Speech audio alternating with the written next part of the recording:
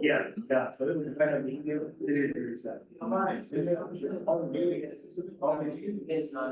Yeah. So this is what this will be our.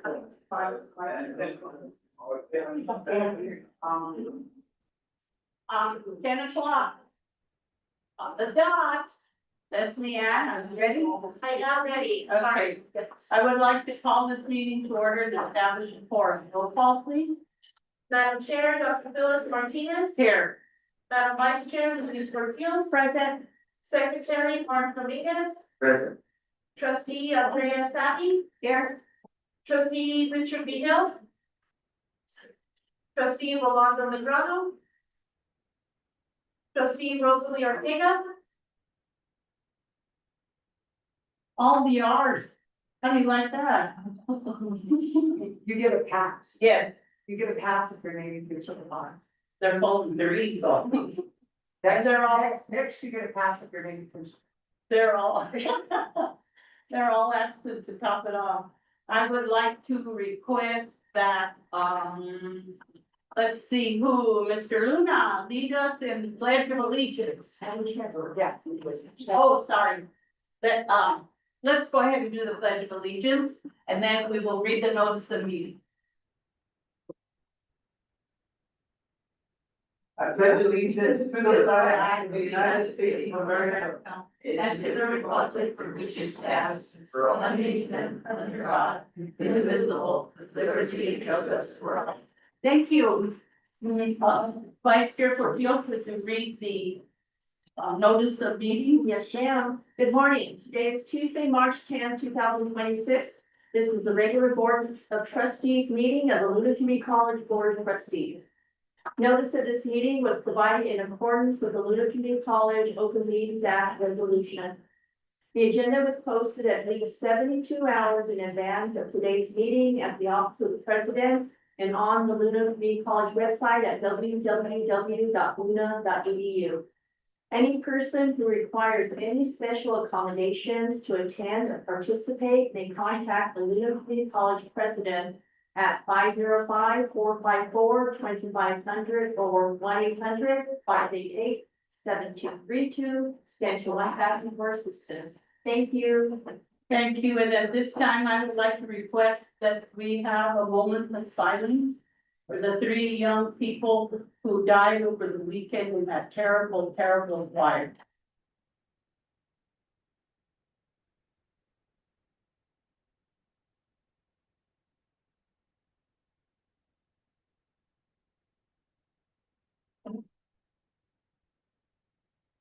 Thank you, especially for the one that was one of our own, Desiree. The other announcement I would like to read is that I would like to request that we as a board respect each other, following policy 2000, Robert's Rules of Order specifically, that to gain the floor, please raise your hand or request to be recognized, one person at a time. Thank you. Next item, approval of agenda. Chair, I'd like to make a motion to approve the agenda with some amendments to the agenda. Madam Chair, I'd like to move, item 6 to 13 and 13 to 6, Madam Chair. Okay. That would be Executive Director of Finance report, Dr. Shields, Yes, ma'am. right after approval of the minutes. And then, public comment to number 13. Yes, ma'am. Do I have a second? Roll call, please, ma'am?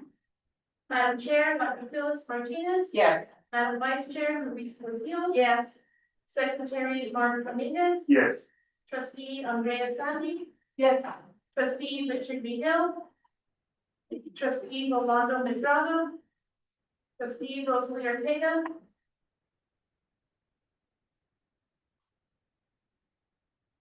Pardon? My. Oh, he'll be here. Thank you.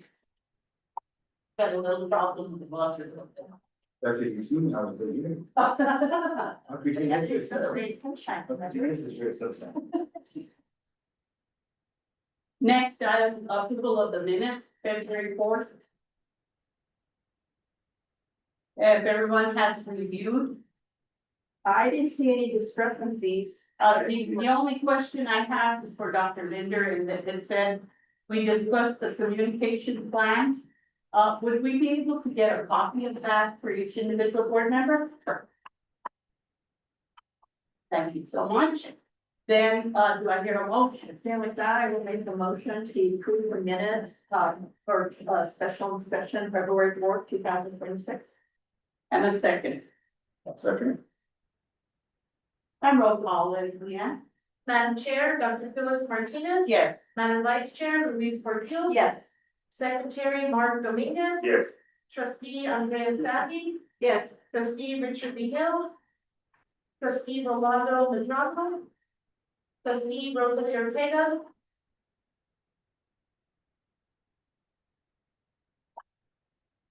The next one is Board of Trustees regular meeting February 10th.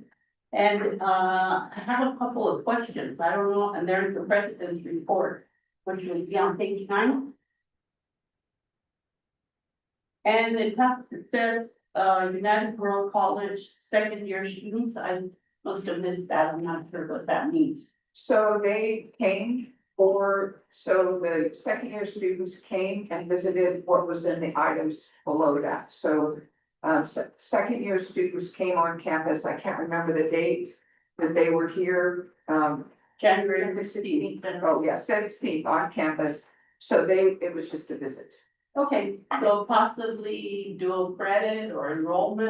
No, I mean, it was really a career exploration. Okay, It was a career exploration for them, but they were very interested in a lot of it. And so I don't think it's really dual credit. I don't think they have time for that. However, it was really a career exploration for them. sounds good. Thank you. I didn't have for you to be. I think it's foreign students, right? Yes, but we don't have the ability to have that. They don't have foreign exchange students, they have internationals. International, that's the proper. Yeah, they have internationals. Thank you. And then page 11, and this was Dr. Romero presenting her reports. I don't know if I misunderstood what reverse job fair is. Dr. Romero, do you have some explanation for me at least? Thank you, appreciate it. Good morning, Madam Chair, members of the board, President Linder. The reverse job fair is what will happen with our students in April. It's the skills expo. So what we're doing is we're having employers and businesses come in to see our students instead of our students like going to an employer to that's so it's just kind of a, kind of a switch around. So that way they can come in and take a look at what their skills are, what they could potentially offer them as potential employees in their businesses. Thank you so much. That sounds great.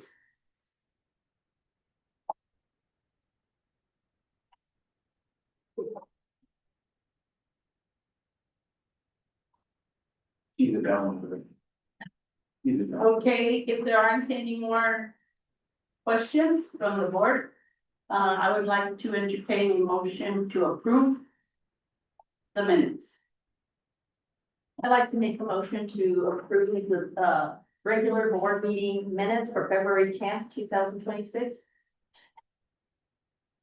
And a second. Sorry.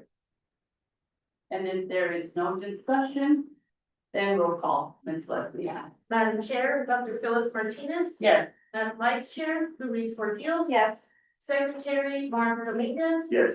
Trustee Andrea Sandy. Yes. Trustee Richard B. Hill. Trustee Rolando Medrano.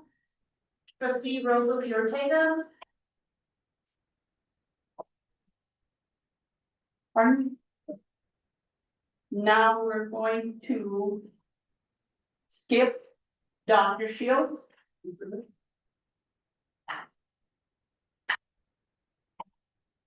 That means that we will skip to our packet to page.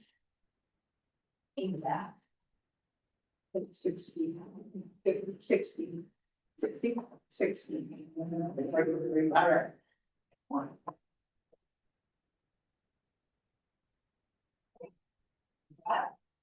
Good morning, Dr. Shields. Good morning. How are you today, sir? Absolutely fabulous. Better than the other day, huh?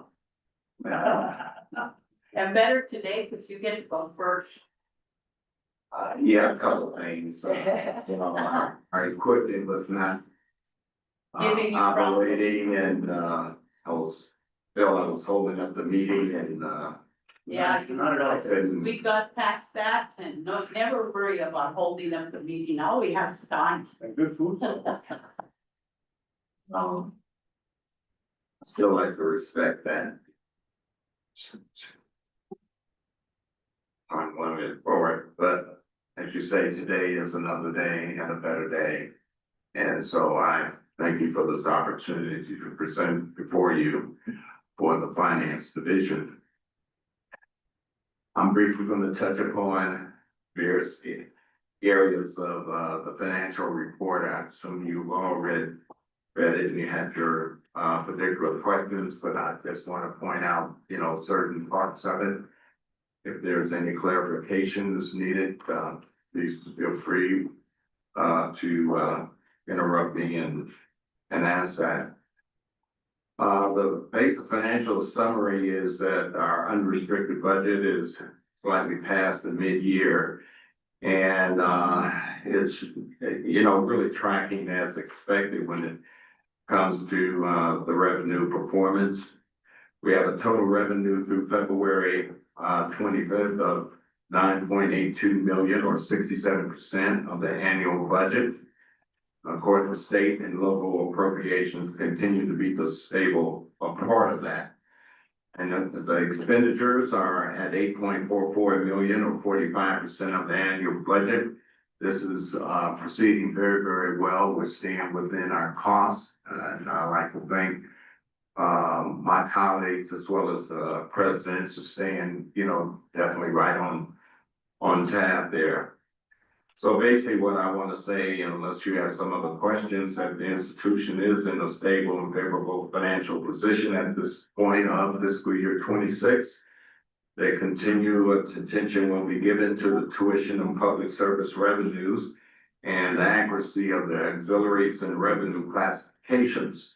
And because of underspending across all functional areas, our financial posture provides flexibility and stability as we move into the latter half of the fiscal year. Is there any initial questions on the basic financial summary? No, sir. All right, if we turn to the very next page and we'll address here the fund balance. And I'm very pleased to provide an in-depth review of our current financial standing, highlighting in particular our liquidity and strategic deployment of our assets across our banking partners.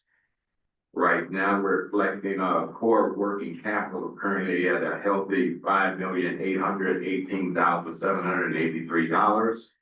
And we have a total financial resource amount of $8,535,047.94.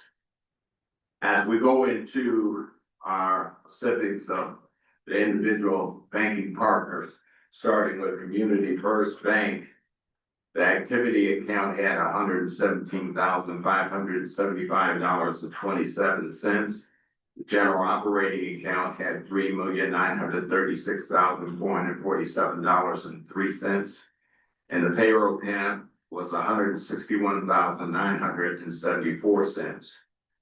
Now, the investment portfolio, finally we're getting through the first quarter that the $2 million had been invested since we moved it out of our general operating account. We had accrued interest of $10,802.51. So the total holding with Community First Bank is at $6,226,725.55. Do we have any questions as it pertains to Community First Bank? All right, we can then go into Southwest Capital Bank. There, our general account has $1,308,322.39. And the total investments, which we explained at the last meeting, due to the, I'll just say, some difficulties, we had to finally get that reinvested. It is broken down and a tranche day of 500,000, in other words, a slice. I'm being a little French there. 500,000 for a 12-month period, which would be annual interest rate of 3.15%. The other 500,000 will be placed in an 18-month duration, and that will be at a 3.35%. So total holdings with Southwest Capital Bank is $2,308,322.39. So looking at our comprehensive report underscores our ongoing commitment to diligently financial stewardship and our approach, looking at our strategic asset growth and for the future throughout thoroughly our diversified investment avenues. Are there any questions as it pertains to the bank? I have just a comment, much better interest rate than we were getting previously. Oh, yes. Thank you for that. Definitely. Yeah. We couldn't do anything but better than that. It's a fair interest rate, it's not a great interest rate, you guys. But certainly better than it was previous. You guys aren't looking at the monetary that are invested, so the more monetary looks at a better interest rate, so the 15,750 will go into the general fund, that's what's capitalized on a 1-year ratio. And is there any penalty for taking that out early or anything if we need it? Yes. There is, okay. There's always going to be a penalty if you interrupt the investment term. So those two different investments will yield 31,500, correct? 1 year. Yes, potential be about that. Each one is 15,570, so they should. Yes. We bring Close to that. 31,500, yes. Thank you. Now going to the general fund, Dr. Still. Yes. Thank you, sir. Thank you, Madam Chair. Continue. All right, if we move on to the next page, we're dealing with our cash and credit card deposits. Wanted to be able to bring you up to date and you on what's happening from our direct cash activity. We had a deposit of funds transferred of $5,023. Now, this is broken down into various different categories here. One would be cash, another would be credit cards. Under the cash, the cafe cash sales was $162.85. Bookstore cash sales was $54.94, for a total cash of direct deposits of $5,240.79. Under the credit cards, the cafe credit card sales was $338.85. General department credit card receipts was $4,172. Bookstore credit card sales was $415.16. So for a total credit card transaction of $4,926.01. And we had one activity related debit of $60 be interfund transfer. And so we had a total cash receipts of $10,106.08 for the period of February. And attached to the succeeding page, you see over is a breakdown daily of those various different respective cash transactions. Secretary Dominguez? Madam Chair, if I may. Dr. Shields, so there's no overages on the any general adjustments. Do those total credit card transactions include the P cards? None. No, that's those, the P cards. The P cards, are you talking about, you're not talking about the ramp cards, you're talking about what? Is that what the name is, ramp card? Yes. Card safety. Yes, that's a total different expense. Thank you. All right. We'll get a verification on the finance and then I'll get a breakdown and see how we summarize it to the rest of the board. And I'm sorry, I didn't quite hear We'll you. discuss that in finance subcommittee meeting and we'll go through it over. Yes, I can do it. Okay, thank you, Dr. Shields. All right. The final succeeding page gives you a financial summary, a breakdown of the information I shared with you and initially dealing with our our budget to actual. You can see the very different line items based off from our approved budget to actual, the difference in the percentages.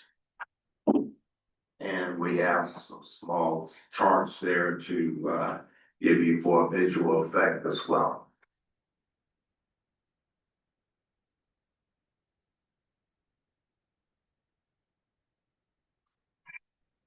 As we move on to the very next page, page 66, as it says at the bottom there, from our unrestricted budget, see the executive summary, we show you our total budget of $18,837,006.80. And the actual year to date is $8,443,425.67. Committed obligations is $5,643,886.55. That leaves us with available balance of $4,749,694.58. The budget used, that means the actuals with the commitments, is at 74.8%. Now, the overall budget position, as you can see, the actual expenditures is 44.8%, commitments 29.9%, roughly 30% for a combined, it's about 75% at 74.8%. And at the bottom line there, I can share with you nearly 75% of the unrestricted budget is committed. Multiple departments are already over budget, but some of that has to do with some of our benefits. And of course, there's payroll adjustment that has to be made in accordance.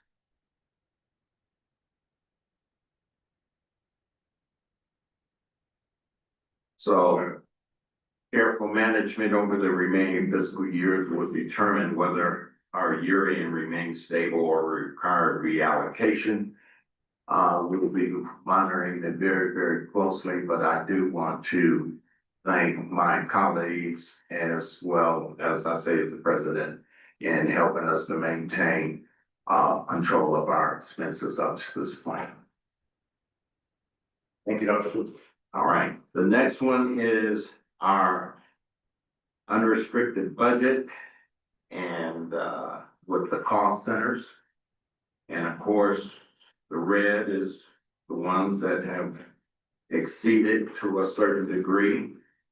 And I do, if there are any questions when it comes to this unrestricted cost center budget of anything, particularly the ones that are over budget, I'll be more than glad to address those concerns.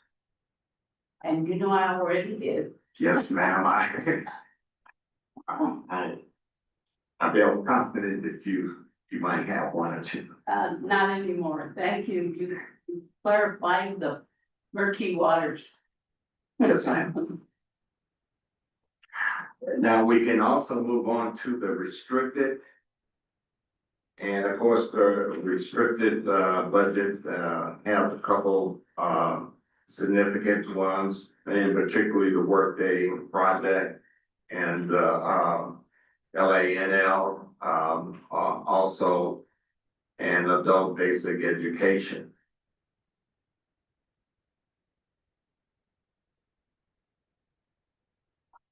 Are there any particular questions that you might have regarding the restricted?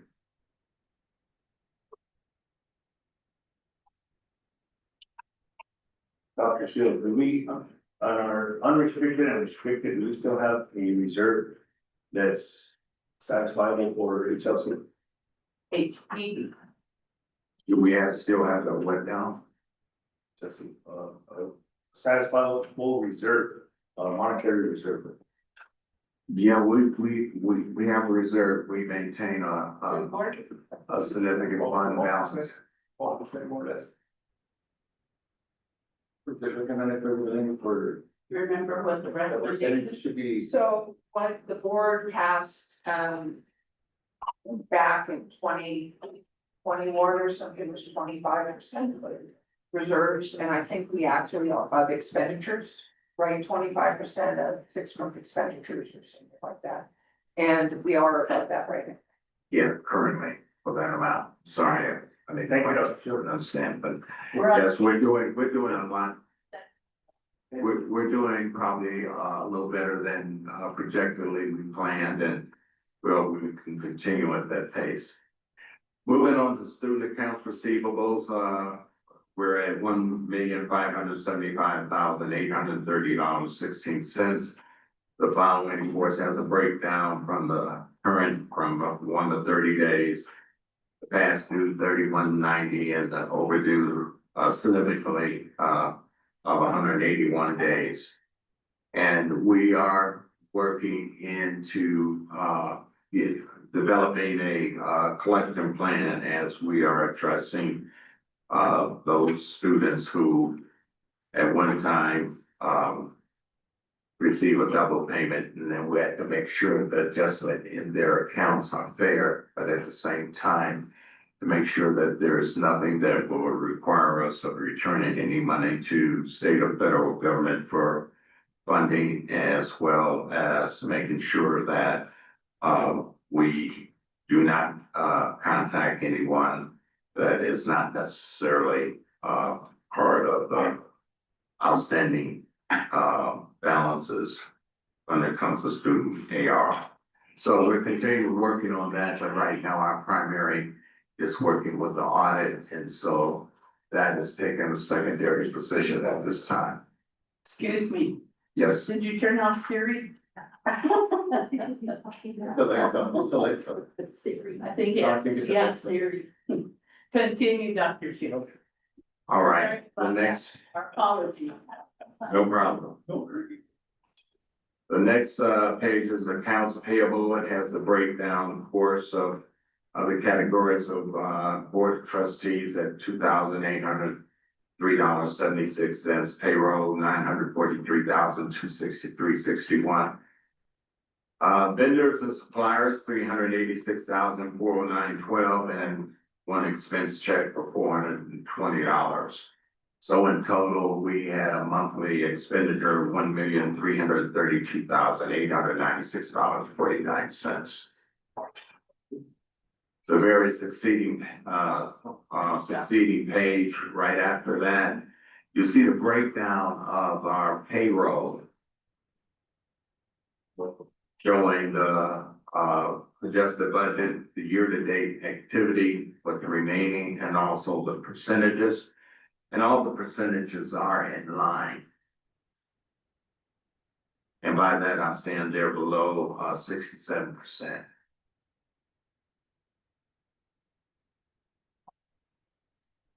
And if you look at the following page, I have a little breakdown and some more colorful charts of visual of the percentages that has just been shared.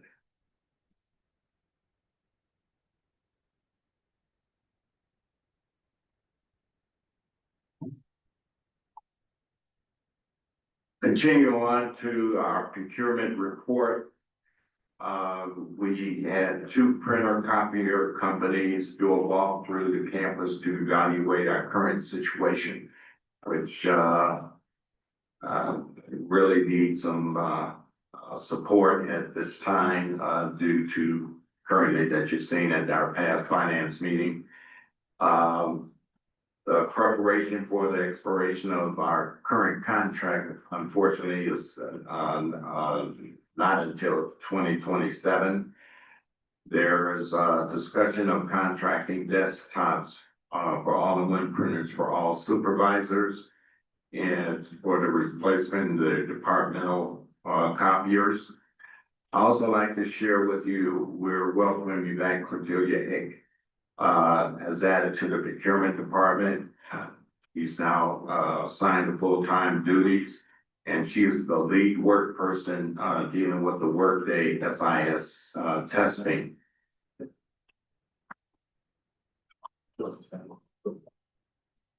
The following page, you have your monthly procurement report as dealing with the 15,000 and over.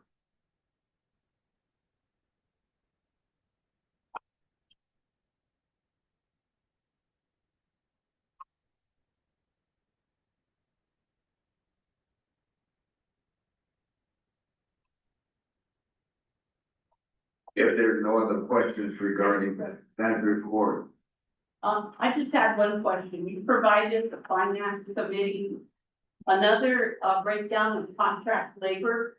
I was wondering, why that wasn't included in your report? You said that. Oh, all right. Dr. Shields, you have commenced date on these $15,000 contracts which were approved by the board from 2,500 to 15,000. How long are these contracts? how long are they? Have a starting date on them, but you don't have is it just to expend the money? No, they have some dates. I'm not sure of their dates here. I have my procurement officer here. Mr. Justin Garcia, he might can address that specific question. Yeah, I was just curious to that. I mean, I've been trying to get this board to put it back down to 2,500. Some see it fit, some see it don't. I see it a rationalization that board members are, stewards of taxpayer money. Good morning, Mark. Morning, Mr. Um, Garcia. How are you, sir? The answer to that question is, when we have these, contracts, they expire at the end of the fiscal year. And if we're going to carry on, it'll begin at the new, fiscal year. I'm asking you a great question, Mr. Garcia. Have you seen multitude of those contracts happen in the same year? Depending maybe on the need of the service? That's just the need of the service. It's the need of the It's not service. too much question. It's common question. I mean, I just wanna be, open about it. It's a steward of taxpayer money. It's not our money. Right, so there's, services that, through across the board. And more importantly, or what we're doing is it benefiting and impacting the student positively. That's more important. Anything that can help us support the students is always a win. Thank you, Mr. Garcia, and, welcome to the finance committee, and, your presence was greatly appreciated. Since Thank you're up there, I'm gonna give you, praise me, I'm out of, confidence, very. Thank you, Mr. Garcia. Appreciate your time and your experience. Thank you. Thank you, Dr. Shields. Thank you, Mr. Garcia.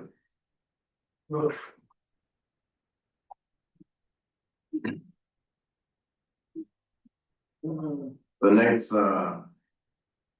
item of discussion on page 80, deals with the, audit. The report from Protivity is on the next page, highlighting the key accomplishments, the open items, next steps, discussions, points, and, the actual, budget to actual. What I wanted to bring to your attention that, the current expenditure was up to $173,698 at the time of, February 27th.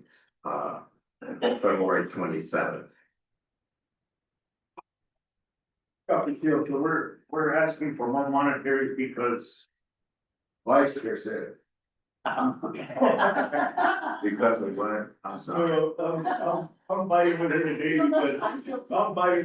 because, Yes. you know, when you get to watch somebody's pots and pans, maybe they're ugly. I remember, and, you know, rightly so, the conservative, approach to that, and, let me say this, trustee Portfolio, it made me keep my finger on the pulse of expenses, okay? Since the belt was a little tight, I definitely was, asking each week. I make sure I have accounting of what their expenses are as well as their, invoices. And along to add to that, Madam Chair, if I may, President Linder, I believe that it's not in his report here, but he did give somewhat of a timeline. Correct? Yeah, we have a timeline at the end of March that we think we can get this all wrapped up. Part of our challenges that we're having is as we're going through, trying to get fiscal year 24 done, we're finding still, in journal entries and transactions that are still being made for that fiscal year. And every time when I think we have it in balance, now it's out of balance again. So, I got a plan to move us forward. I won't share it at this exact time because I don't know if it will totally succeed. But I'm gonna get this done, so we'll be the field work will be done by the end of, March. Madam Chair. Vice Chair Portillo, so where we at, more or less like 90, excuse me, I can't speak, 90% completed on the board? See on this. No, you have the various different percentages, but these percentages can jump drastically as we, recover, certain, transactions that, needed to be, addressed or corrected. So I wouldn't read too much into it. I wouldn't say 90%, but I think a good, 75 would be respectfully, something we can hang our hat on. We're moving a lot quicker now, because we've also gotten Chess involved and into helping with some of the things, particularly as it pertains to the payroll. And so we're thinking, I'm confident, and I'll know more tomorrow, where we will be, and I think that, well, I'll just put it with, the good Lord blessing that we won't have any other transactions that'll cause me to have to be, reconfigure our contractual obligations and balances. Realistically, do you think it can be completed by timeline? Yeah, I think it can. I just don't know in the past when you go years of not reconciling your books and you have all these transactions, and now all of a sudden you are addressing all of them, and yet you don't know all what the transaction, you're talking 3 or 4 years. And so I hate to put it out there and then I get at the end of the year and I got egg on my face and I'm standing before you. So what I would like to do is give you some encouragement, but at the same time, some leeway of understanding what the challenges are for my staff, as well as the third-party contractor in getting this done. However, I do feel we can get it done. I talk, 2 or 3 times a week with the president, and I give her update reports every week on the status of transactions, who's doing what needs to be done, so that we keep our fingers on the pulse of this. So the money is not being spent when it comes to the third party servicer, without, a true understanding of what our issues are. And, we'll keep you abreast. If you have any questions at any time, feel free to contact me or the president, and we'll be more than glad to share what the latest of our particular situation is. But I'm going to get this done. I didn't share it with the staff and the third party servicer. March 31st, we're going to turn the field work over to our external auditor. Yay, thank you, Dr. So- Shields. Madam Chair, if I can. So, colleagues, I want to remind you that this gets called for, the finance committee. We support it, we get our audits done, and not to mention, we also stated, as the vice chair said, so we support the vice chair and the board, and, you have, Dr. Shields or, President Henry, you guys have a recommendation, so we can move forward. We're gonna wait till we finish this report. Yeah, Yeah. the very last of the report, my staffing situation has not changed. And it's there, in the report. I did, have the memorandum for a request for additional 75,000. That's still gonna be about 90,000 less than my original request. So, but, it takes it up to 275 instead of 358. And, I think we can get that done. I even talked with the third party servicer, so everybody's in agreement, that's gonna be the target. You're speaking about the staffing, or you went on to the? No, I'm sorry, I went to audit, my staffing hasn't changed and I went straight on, excuse me, to, I'm wondering the why. request. Vice Chair Portillo? Dr. Schills, do you think the 75,000 is gonna be enough? Like minimum 75,000, or do you think you're gonna possibly need more than that?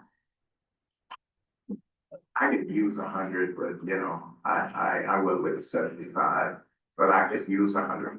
I think we'll go with his original request, because why would he request 75? I mean, yeah. Because you want- And plus, we're always worried about the bottom line, you know us.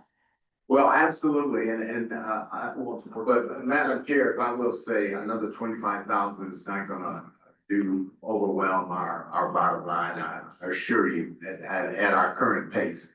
But, I will take, if you can give me if we can have the 75, I'll definitely work with that and definitely try to keep it within that range. And my concern is, fellow board members, that I hate for him to come back because we gave 75 and he needs another 25. I don't have a problem with the 100,000. Right. And. if we're All all of them gonna will use, will be used. I'd like to make a motion. Go ahead. I'd like to make a motion to allocate, Are you ready for the motion, Dr. Shields? Yes, ma'am, I am. I would like to make a motion that, I'll make the motion, Dr. Shields. oh, I'm sorry. I'd like to make a motion to allocate $100,000 to assist with the, an adjustment for the contract. And the second, I'll second. and roll call. Madam Chair, Dr. Yes, Phyllis sorry. Ortega. Discussion. Discussion, thank you.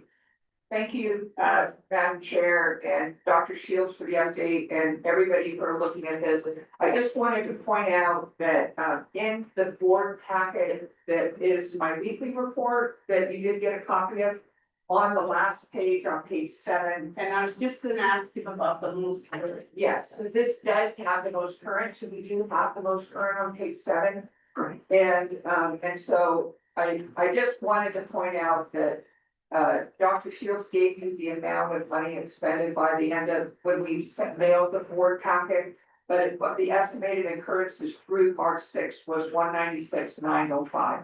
Yes. So we are very close to that 200,000 we're doing it. And so anyway, I just wanted to let you know that you do have this update, and I apologize that I thought that I had sent on Sunday night, but anyway.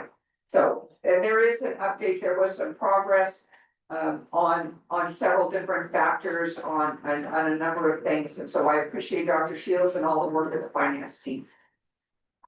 Thank you. Sorry, now you can have your vote. Then, go ahead, Leslie. Madam Chair, Dr. Phyllis Martinez. No, and I'm going to, add that if you feel after 75,000, which you originally asked for, you need more money, by all means, come back. We're always open. But again, we always worry about the bottom line. Madam Chair, that'd be a hard request for me to come No, back to do, so I'm gonna work very hard to stay in. Trustee Cortez, thank you so much for, helping increasing that additional 25, but we'll stay within that range, thank you. Madam Vice Chair, Louise Portillo. Yes. Secretary Mark Dominguez. No, and with reservation. Dr. Shields came in here asking for 75,000, and coming in asking for the 100,000. What have that done? We had already had this discussion in finance subcommittee. We supported the 75,000. Okay, go ahead. We had already discussed this, and this board has supported this institution and everybody 100%, 180%. I know it seems, and I have to somewhat agree with Vice Chair, but I'll disagree with her today. I know $125,000 isn't a lot of money, but it's not our money. It's the taxpayers' money. So if you have to request and come back, we'll come back and we'll do that, but I'm gonna go with reservation for a simple reason in our subcommittee meeting. It was discussed for 75,000, we supported that. And I just let, it is stating that we supported this, so. My answer is no. Thank you, Dr. Shield. Understood. Trustee Andrea Savvy, Yes. trustee Richard Behill, No. trustee Rolando Medrano. Trustee Rosalie Ortega,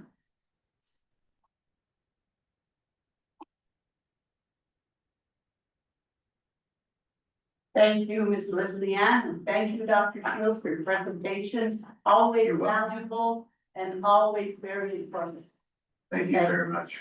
Chairman I can Martinez. make a statement? Yes, Sorry, thank you. So I am requesting that the board chair request a motion for the $75,000.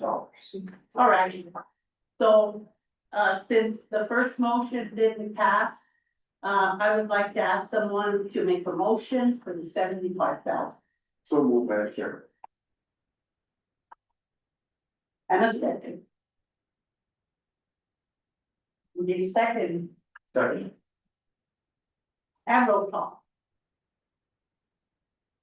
Madam Chair, Dr. Phyllis Martinez, Yes. Madam Vice Chair Luis Portillo. No.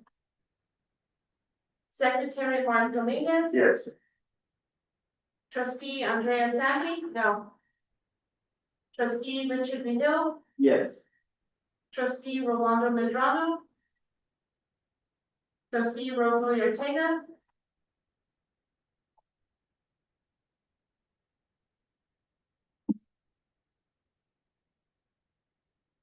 Thank you. Thank you again. Thank you, Dr. Shields. Thank you for the presentation and. Dr. Shields. All right, well, excuse me, I'm a little bit confused. Where does it stand now? If the motion is made for you to receive the $75,000 Thank you. extension. I thought I was coming away with nothing. No, as you request. You almost did. You almost did, and never had to run to other meeting. Thank you. Excuse me, Madam Chair, what was that, trustee? I don't appreciate that. Well, wait, first of all, this is a respectful board meeting and any interaction between board members needs to go to the chair, according to Robert's Rules of Order. And if there's an issue, by all means, take it up after the meeting. Thank you. We could. Trustee Portillo, something wrong? You heard. I didn't hear who did. I did not, but at this point, I think we need to take a recess. I would like a motion, take a recess for 10 minutes so that, board members have a chance to calm down, quiet down, and we are able to resume with our meeting. Second. And, roll call, Leslie Ann for a 10-minute motion, motion to recess. Madam Chair, Dr. Phyllis Martinez. Yes. Madam Vice Chair Luis Portillo. No. Secretary Mark Dominguez. Yes. Trustee Andrea Savvy, no. Trustee Richard Behill, Yes. trustee Rolando Medrano. Trustee Rosalie Ortega, Motion passed. We will take a 10-minute recess. The time now is 10:49, and we'll resume at 11. Oh, Did you already went? I'm gonna get a double. I was running a signal. 11:09.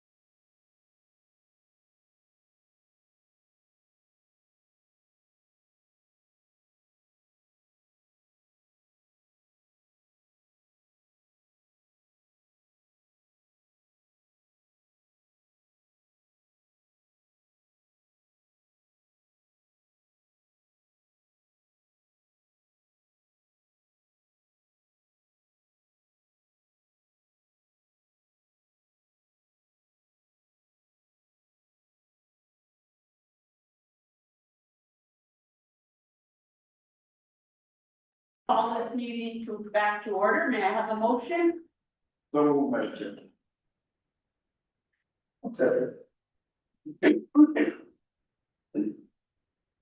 And roll call this. Madam Chair, Dr. Phyllis Martinez. Yes. Madam Vice Chair, Luis Portillos. Yes. Secretary Mark Dominguez. Yes. Trustee Andrea Sami. Yes. Trustee Richard B. Hill. Yes. Trustee Rolando Medrano. Trustee Rosalie Ortega.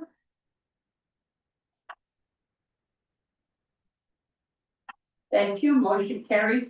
Next item is new personnel and employee and student recognition. Dr. Linder. Thank you, Dr. Martinez and fellow trustees. You can find the personnel and the employee student recognition on page 13 of your packet. And we welcome 1, 2, 3, 4, 5, 6, 7, 8 people in the month of February. We did have 2 separations. I've just a lot of people for the ACE tutoring lab, and I want to give a shout out to Mary Francis and for the work for the ACE tutoring lab. I think there might be in Dr. Romero's report about the use of the ACE tutoring lab, and that's really increased, and so we appreciate the work of all the tutors in doing that. Our recent separations, we were really sorry to lose Sandra Sanchez and Cecilia Salazar. And I think that those were both, I think Cecilia, her husband moved. And so that's why we lost her. And Sandra came back after leaving us and retiring before and was a huge help in the transition. And so we're sorry to lose her as well. The key vacancies to be filled are listed here: the executive director of finance, workforce development instructor. That's a posting that we use for a variety of different reasons, positions. Yes. Can I ask a Yes, question yeah. real quick? Sandra Sanchez, was she the one that was in HR? Yes. Well, she stepped in at a time when we had no one in HR, right? Yeah, no, she definitely was sorry to lose her. Yes. Yes, and she also was somebody I Yeah, from Iowa, yeah. continue. Anyway, and then a couple other positions. The recruitment and admissions manager, we actually I just approved a memo to hire that person. And so we're in the final stages of offering that position. And we do also have the recruitment specialist that will be filled as soon as we get that manager in that role. And then this HR IT specialist position is a human resources IT specialist position that will fill in temporarily while Amber is out and to get us caught up on a lot of the things that we need to do.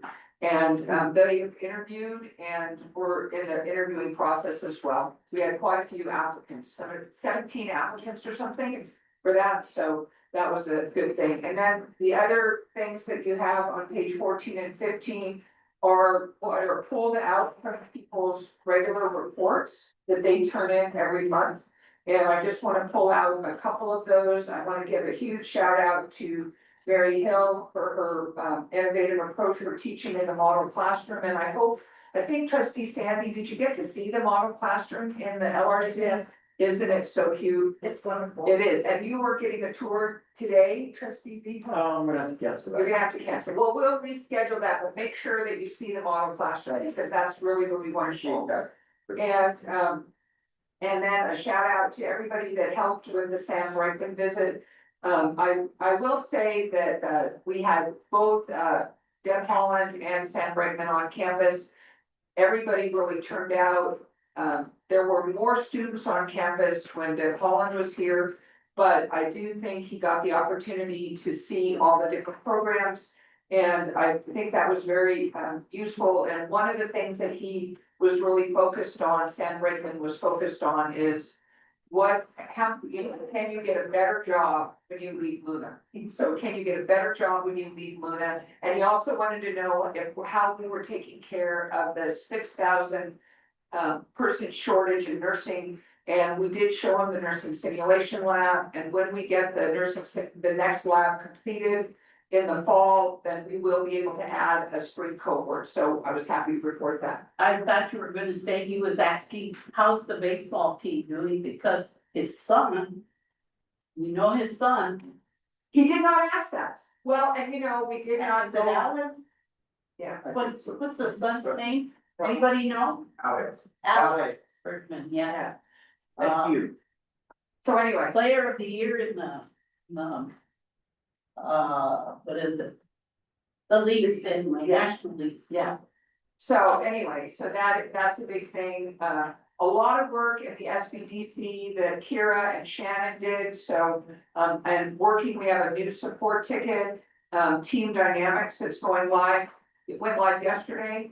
And so, and just the IT team has been working really hard and, you know, Larry Pice just quietly goes about helping anybody any time of the night. So do not message him at 2 AM because he will answer, right, Dr. Matthews? Yes. He will definitely answer on that, so, and again, all the people working on the SIS implementation team, and they really stepped out. I also wanna just recognize the Wildfire Resiliency Training Center, and I don't know if you saw the little memo, but they started a, what's it called, a Community Connects? I don't remember the name. A coffee connection. A Coffee Connects that's gonna be, and it's gonna rotate There's a sign. every month. There's a sign on each door, so they stepped up and did that. And so that was exciting. And then, of course, on page 16, you have the beautiful work of our program administrator Denise Fox for dental assisting. And so a lot of shout outs on that, and she's definitely creative with that. So please take the time, shout outs to Amber and Kaylee for the work in HR, a lot of different things, and I keep giving them more work as well. And Christy just keeps saying, okay, you know, Kaylee only works half time, so anyway. And I like the Ray Baca because no matter what, Ray Baca is always there. Yes, absolutely, yes. We So don't have our donuts without we it. would not have donuts without Rebecca, and so if your blood sugar levels are high, we It's can his blame, fault. it's his fault. Well, he tried to give me jelly beans this morning. I started to take jelly beans this morning, and he goes, you can have those are sugar free, and I go, okay, I don't want those. So anyway, thank you. So that's my report, Dr. Martinez. The other thing I would like to do a shout out for is, first of all, to Tanya Giddings for all the work that she did with the legislature. Yes, And to trustee Richard B. Hill, because I think he probably might have pulled in some favors, not sure. And of course, our legislators, Senator Pete Campos, Representative Joseph Sanchez, Representative Anita Gonzalez, because without them, we wouldn't have that money that, as I mentioned to someone, money that we have dreamt about for 6 years, because when would we have ever been able to realize the dream of the baseball field, which I've been after, and the door. Thank you. yes, thank you. Any, additional? I also would like to thank, trustee Heath and Senator Pete Campos and the people from the community college that worked on the getting the money for us, and it's time getting as well, who has, put in the door there, her personnel people in Santa Fe as well, but, finally, we got some money for this institution, and it's been a blessing, so thank you to all. Madam Chair, Trustee Hill? thank you, trustees, it was all team, and thank you, and Madam President. And our staff, you know, they're seeing that we're doing progress, and they're very happy that we're moving in the right direction. And they said, if we can do anything, Luna Community College is very crucial to northern New Mexico and also those small communities. As you all know, and probably all of us are small community states, but we working at it and talking to different people and seeing how the dynamics works, and also, I guess to say no, I got note where, remember, they wanted to combine Luna with Heinz University. That is right now at a standstill, so it's not going. So I'm hoping with the help of all of us putting that together and working at it, or that we would try, and the trustees not try. The trustees are working hard to make sure that Luna Community College standards. So, thank you, Madam Chair and Chris. Trustee Secretary Rodriguez. Madam Chair, and colleagues, I'd like to also recognize Mr. Justin Garcia for his professionalism and experience. Recently was added to the finance subcommittee team. I've been to a lot of finance subcommittee teams, and I've always seen a procurement officer in the subcommittee. Justin genuinely brings a good, strong experience, a good, strong hold on his position. And I'd like to just thank you for that, Mr. Garcia, and for being a part of it. I think it'll clarify a lot of answers for the rest of the board members that when they bring something, to the subcommittee, we can ask and have you readily available and not have to wait to get that information back. So thank you for your time and patience, and more importantly, pay somebody not really for their time, but for their experience, and you bring that, Justin. So thank you very much. Thank you. Thank you, and, to that regard, I remember Jessica Flores being at all our finance committees, and she was Great, see, I really miss it, but anyways, Madam Chair, just have one more shout out. all right. And I understand that people put out different people in their recognitions. I'd like to throw a shout out to the CDL team, especially to Mr. Johnny Martinez. I don't know if you guys saw this little article. Yes, We had 43 CDL licensures in this last year, and Johnny Martinez is one of those guys that puts the effort, puts the time in, and again, experience. So I think we have probably the best CDL program, just to be not, no disrespect. No, it's not, but we have great guys. No, I call it an apple, it's bad people, but I really don't care, I'm a pretty big skin, so, thank you to all, appreciate you, thank you, Madam Chair, thank you, folks. Any additional shout outs from trustee Portillo's, trustee Encina? No? On that same note as Dr. Dominguez on Mr. Martinez on the CDL program, I see him on Sundays, because we test in the same location in Tribute Care. So what it is, yeah, and it's pretty neat. Saturdays or Sundays there's. Working on his own time. Yeah, and you know, I compliment him and the CDL program here. And like I said, when we first came in as trustee, that I had a CDL company, but that was many years ago that I started it. But I just want to make it better, because the bottom line is for students. Yes. And I just want to make sure whichever school they. For a long-term deployment. Amen, because there's a lot of it out there. They're missing over 150,000 CDL drivers, so. Did you see 10,000 or 20,000 in California wildlife? It's getting tougher. Thank you, Madam President, for supporting that program, and I really enjoy seeing all the students out there. I know most of them, and we talk out there, so there is no, like trustee Domingo says, we work together to make sure that the students succeed for the betterment of this community. Thank you. Thank you. Next item, shared governance report, Crystal.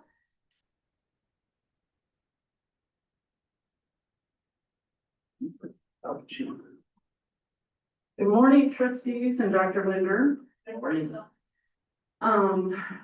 Yeah, I'm gonna hit the highlights of this report. Let's see, so Student Senate is, planning to give out snacks at all the home games in March and April. Sodas, peanuts, and Cracker Jacks, so that's gonna be great for our athletes. Student Senate Those is, of us that are attending. yes, exactly. And where did you ever get Cracker Jacks? I don't know, I don't know where they're gonna go. They had to order them special maybe. Did they still have a price? I don't know, that's a really good question. Maybe go and find out. Let's see, and then the Student Senate is in the planning stages of a student government night to be held with local high school student governments. And planning a dinner for everyone who attends, and this is an opportunity for students to be able to get together and talk about what's going on at their schools and hopefully share ideas on student government. And during the week of St. Patrick's Day, Student Senate plans to hold a scavenger hunt, hiding a couple things around campus for people to find and receive a prize for that. And no, I don't know what the prize is. Let's see, Faculty Senate, Billy Matthews went to Robertson High School to meet with her dual credit sophomores who have never taken a college course before, and she is offering support to any faculty member who has dual credit students. Denise Fox is very excited about, a dental conference that three dental faculty are going to attend in Florida this summer. So she's already making plans for that. Staff Senate held we have on here, I had put that we were gonna have a working meeting on March 3rd. That meeting actually happened yesterday, and that was to revise our bylaws. We made a lot of progress on that. A lot of good ideas were talked about, and we're gonna have another working meeting next week to finish that up. And hopefully we will have completely revised bylaws by the end of March. And then Staff Senate has made a lot of progress on getting together our first fundraiser. It's gonna be like a combination craft fair to flea market on April 25th. We are hoping to hold this in the cafeteria, may have to move it. And we are going to be charging a $10 fee to vendors to have it paid for, and that money will go directly to support Staff Senate and our endeavors here at Luna. Directors are working with various departments to better streamline the advising process for our students. And they are as well actively working on finalizing the upcoming catalog for all departments and ensuring that the course numbering system is accurate and aligned correctly for all of our classes. And shared governance has, I think I mentioned this back in February, that we would be working on the dress code policy. We have had to postpone that for in order to work on the employee handbook instead. So we made a choice to postpone that, plan to start on the dress code in March. And the employee handbook is still being worked on. The Senate's have looked at it and reviewed it along with Dr. Romero, and so that is still in the works. And then I wanted to give a special thank you to Mary Francis and Student Senate for all the time and effort that they put into their Valentine's Day for staff, for all of us. And they had students and they walked around campus and gave us all Valentines, and I found that really touching stuff. Are there any questions? How is the dress code revision going? I would imagine that would be very controversial. Well, so we have a working document and everyone is, as they have time, working on putting their comments in there. I've heard a lot of different comments about it. Some of it is a bit controversial. Some people feel strongly about certain aspects of it. So I think once we have a working meeting to really go through that, we can dive more into those things. Thank you, and I think that giving out the snacks, that's gonna run into a whole lot of money. Oh, for Student Senate? Yeah, I do not know the amount of money they spent on that. well, if they need donations, tell them to come to board members. I think a lot of us are, willing to give to support student efforts. Okay, I will do that. Maybe not a lot of money, but every little bit helps. Thank you, Trustee Martinez.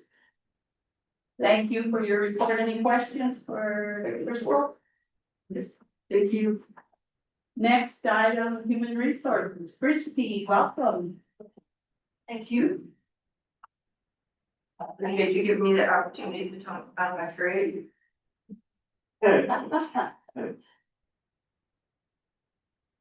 So how I look at human resources is it is a servant leadership, because we are here to serve the staff. And critical. Yep. Okay. I talk loud, so I don't know that I need the microphone, and I like to see my screen. So I'm gonna come out here with permission. Thank you all for giving me the opportunity to speak to you. My name is Christy Safranek. Nobody wants to Could I touch. ask something real Yeah, quick? sure. Could you be able to send us the Yes, PowerPoint? I was gonna ask you at the end if you wanted Yes. my power. Thank you, appreciate it. Yeah, so my name is Christy Safranek. Nobody likes touching my last name, but that's how you pronounce it. I have 35 years of human resources. I have my bachelor's degree in communications and soon to have my master's degree in industrial and organizational psychology from Purdue University. Congratulations. Thank you. So you can go to the next slide for me, Kara. Thank you. Okay, so these are the new hires since I started. I started August 11th, okay, through the end of February. So in August, we had 14, various industries, 13, 12, 10, 1. That's because we shut it off. 13 and 12. If you can add that up, how good your math is, that's 75 team members. I've been hired since I was brought on board as an HR director. So, next slide, please. Thank you. Now, when you hire, unfortunately, you have to talk about this. This is our turnover. I went all the way back to 2023 so that you guys can kind of see the peaks and valleys of the turnover. I like these because they're low, okay? So you see we kind of have April, May, no surprise about our turnover there. That's end of semester, end of term, end of contracts. Some of that too is how we keep our turnovers, like we moved an employee from one area to the other. And they separated them. Go, why did we do that? That's not a turnover. That's, you just need to transfer the parts. So sometimes a little bit of a learning curve on our part. So currently, It would be good to be able to just transfer them over so that Yes. there's no indication to ERB. right, The biggest issue with that is the retirement. yes, trust me, I'm learning. Making sure they transition. We get, I would say anywhere between 4 and 5 requests on retirement stuff for us to validate data every week.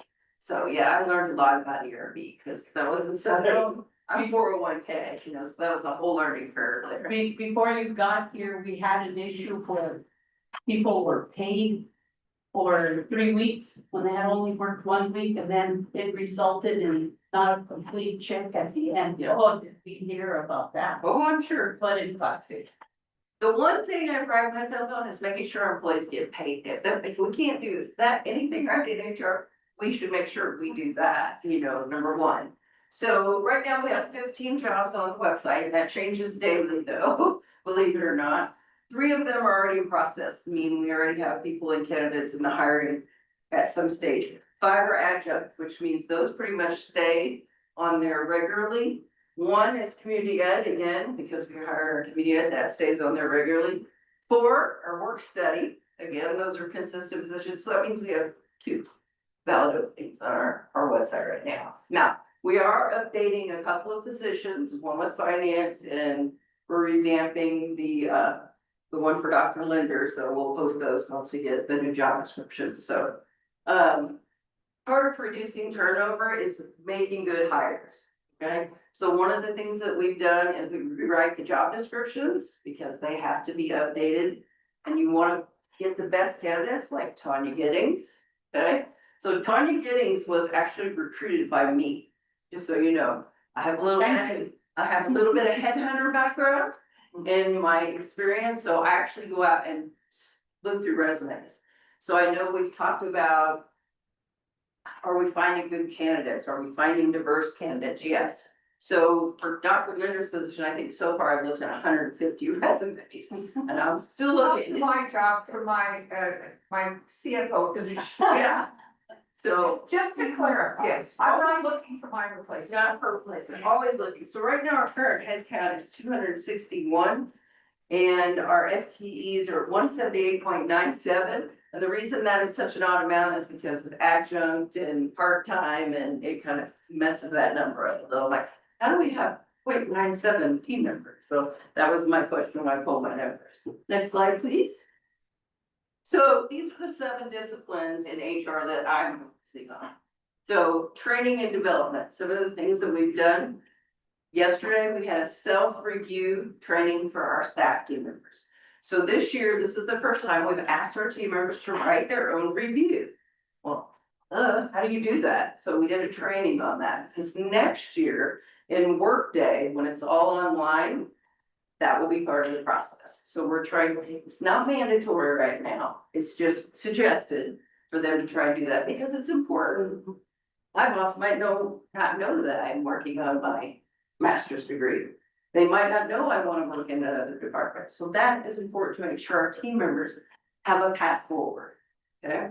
So, we're also doing supervisory accountability training, okay? So part of being a leader sometimes is tough. You have to make decisions, you have to say no, you have to hold people accountable. So we're gonna do that coming up at the end of March. So just a little, how do you be a supervisor? Because sometimes we promote people based on their ability, not necessarily based on their leadership. So it's us to train them to be those good leaders. And I think me being myself over the years that I've had in my career, I am who I am because of the great training that I've had along the way and great mentors. So the next is recruitment and selection. Again, writing better job descriptions, doing better. These guys actually are writing their own interview questions for their department now, and they send them to me for approval. Okay, just so we're consistent, we're not asking anything we're not supposed to, they're compliant. That helps this process. Write a good job description and then really have a good interview process. Compensation and benefits is a little tougher one because we have state benefits. So there's not too much wiggle room in this part, but there is in this part. Okay, and we had to do basics first. Now we gotta start looking at some of these. Okay, and I've already partnered with Dr. Linder. We know some of the bans in Workday are incorrect. So now that I've got boots on the ground, now we can start fixing some of the other issues that we really need to fix. And this is looking at this for our team. And are we fair? Are we consistent with other colleges? Usually I do 2 to 3 wage surveys a year. Okay, so that I look at state, I look at other colleges, I look at community colleges, I look at a lot of different factors too, and then I'll present that. So health, safety, and well-being, to me, this one's really important, okay? So one of the things that we did the Stop It program. The executive team loved when I said that, stop it. So these posters are everywhere. This is for people to anonymously report any kind of abuse, okay? These are all over campus. These are part of this, and how this came about was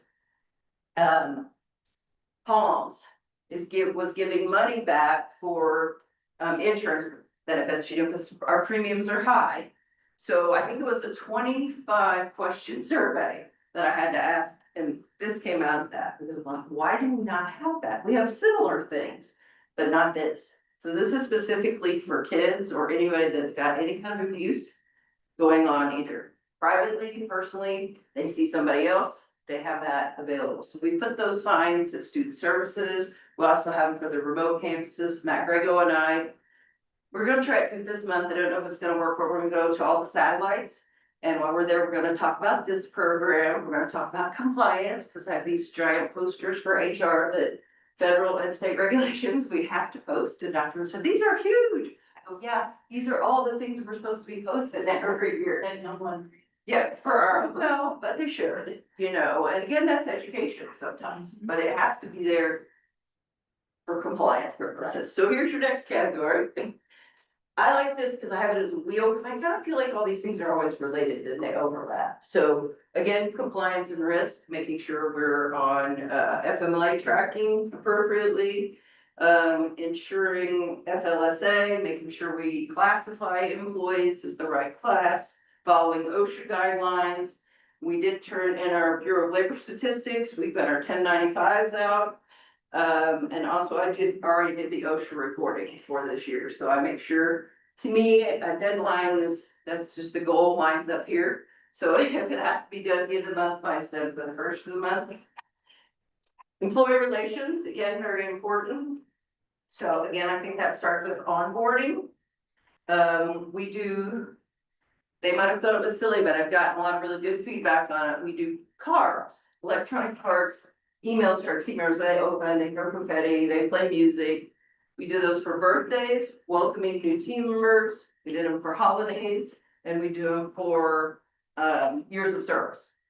So, and everybody's been really positive. Those are so cute. Thank you for doing that. You know, it's just sometimes the small things that make a difference. So, and recognizing our employees, recognizing through shout outs, your other ways of all the things that people do every day. Performance management, this is safe for last, because that's the big one, holding people accountable.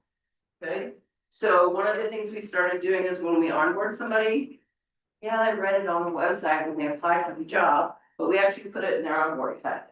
Here's your job description. And from feedback from our executive meeting, we're now putting the reviews in their packet. Okay, so this just doesn't start in with HR, that also goes to their supervisors. Because making someone feel like they're a part of the team, when you're new, it's scary. Oh, these people you don't even know, when I got here and they're like, well, that's in that building, and I'm like, where is that building? Okay, so we put a map in there for our employees, so Haley does the majority of our onboarding, but so does Amber, talk about benefits, because they were kind of like, here's your paperwork, fill it out, I'm like, no. You need to talk to them about their benefits, you can't tell them what to pick, but you need to tell them all the things they have available, or they're not gonna pick them. Like ERD. New review process, again, that's part of performance management, helping people write their own review. So I told them, it's your opportunity to brag on yourself. Okay, that's hard for people. Most of the times when they write a review, it's on the last 30 days. Okay, so if that employee was really good, they're gonna remember all that. If they were really bad, they're gonna remember that. So you wanna make sure you're writing about the whole year. Okay, so those are some kind of things we talked about yesterday. Goal setting. Okay, making them measurable. Because you can't really measure something, you know, attendance, that's measurable, okay? Behavior, not so much, but depending on how you write those goals, it can be. Regular communication with your team, okay? That's one of the things we talked about we have an upcoming survey. That seems to be the #1 thing, no matter where you go. Communication.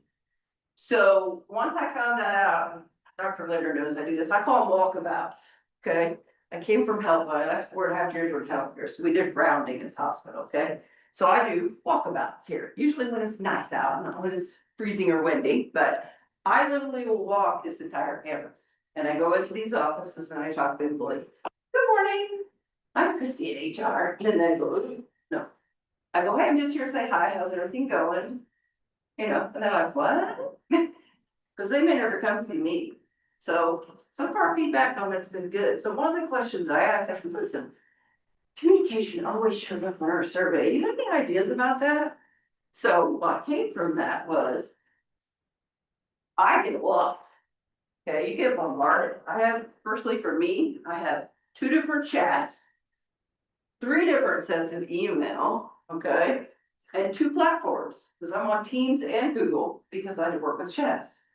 That is a lot. And to keep up with that, that'll give you a headache right there.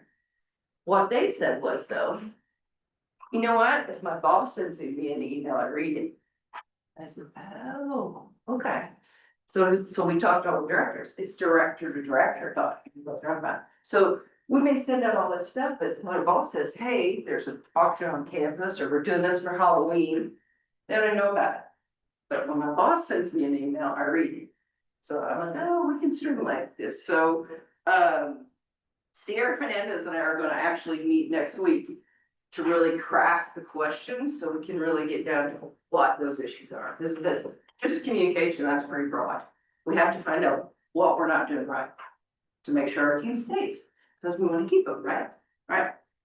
Enough of the wheel. Here, next topic. Thank you. Okay, so this is called the Leadership Challenge Framework. So kind of what we're encouraging our leaders to do. This is by Jim Coos and Barry Posner, if you've ever heard of those leaders. It's modeling the way by a shared vision, challenging the process, enabling others to act, encourage the heart, which is designed to empower educators and students to extraordinary results. So model the way. Educators clarify values and lead by example, setting clear principles for themselves and others. This is why I like this model so well. Inspire vision. Leaders imagine an improved future and encourage to share in that, bringing passion to their educational goals. Okay? In that, bringing that. Challenge the process. Leaders actively seek, accept, or take risk on new innovative opportunities to improve schools or classroom environments. We as executives have to encourage these behaviors, okay? Encourage others to act. Practice focuses on fostering collaboration, building trust, and empowering students or colleagues to feel capable and confident. Finally, this is the one I love the best, encourage the heart. Leaders recognize contributions, celebrate accomplishments, and keep morale high. That's how you keep your team members, and that's how you know you're involved. Thank you. Next one, Kara. He said, I scuba dive, for those of you that don't know, so of course you're gonna get fish in here somewhere. So, culture eats strategy for breakfast, okay? Anybody ever heard of this term? This is from Peter Drucker, okay?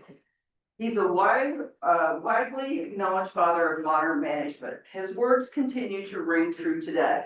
No matter how excellent the plan, successful execution requires a committed group of people that will support the effort. If you don't have buy-in, you can write the best plans ever culture. Right now, I can tell you from working in many cultures, including healthcare, this is probably the most collaborative environment I've worked in. And when I get to talk to my fellow students in my classes, I tell them, I am so fortunate to be on this amazing collaborative campus.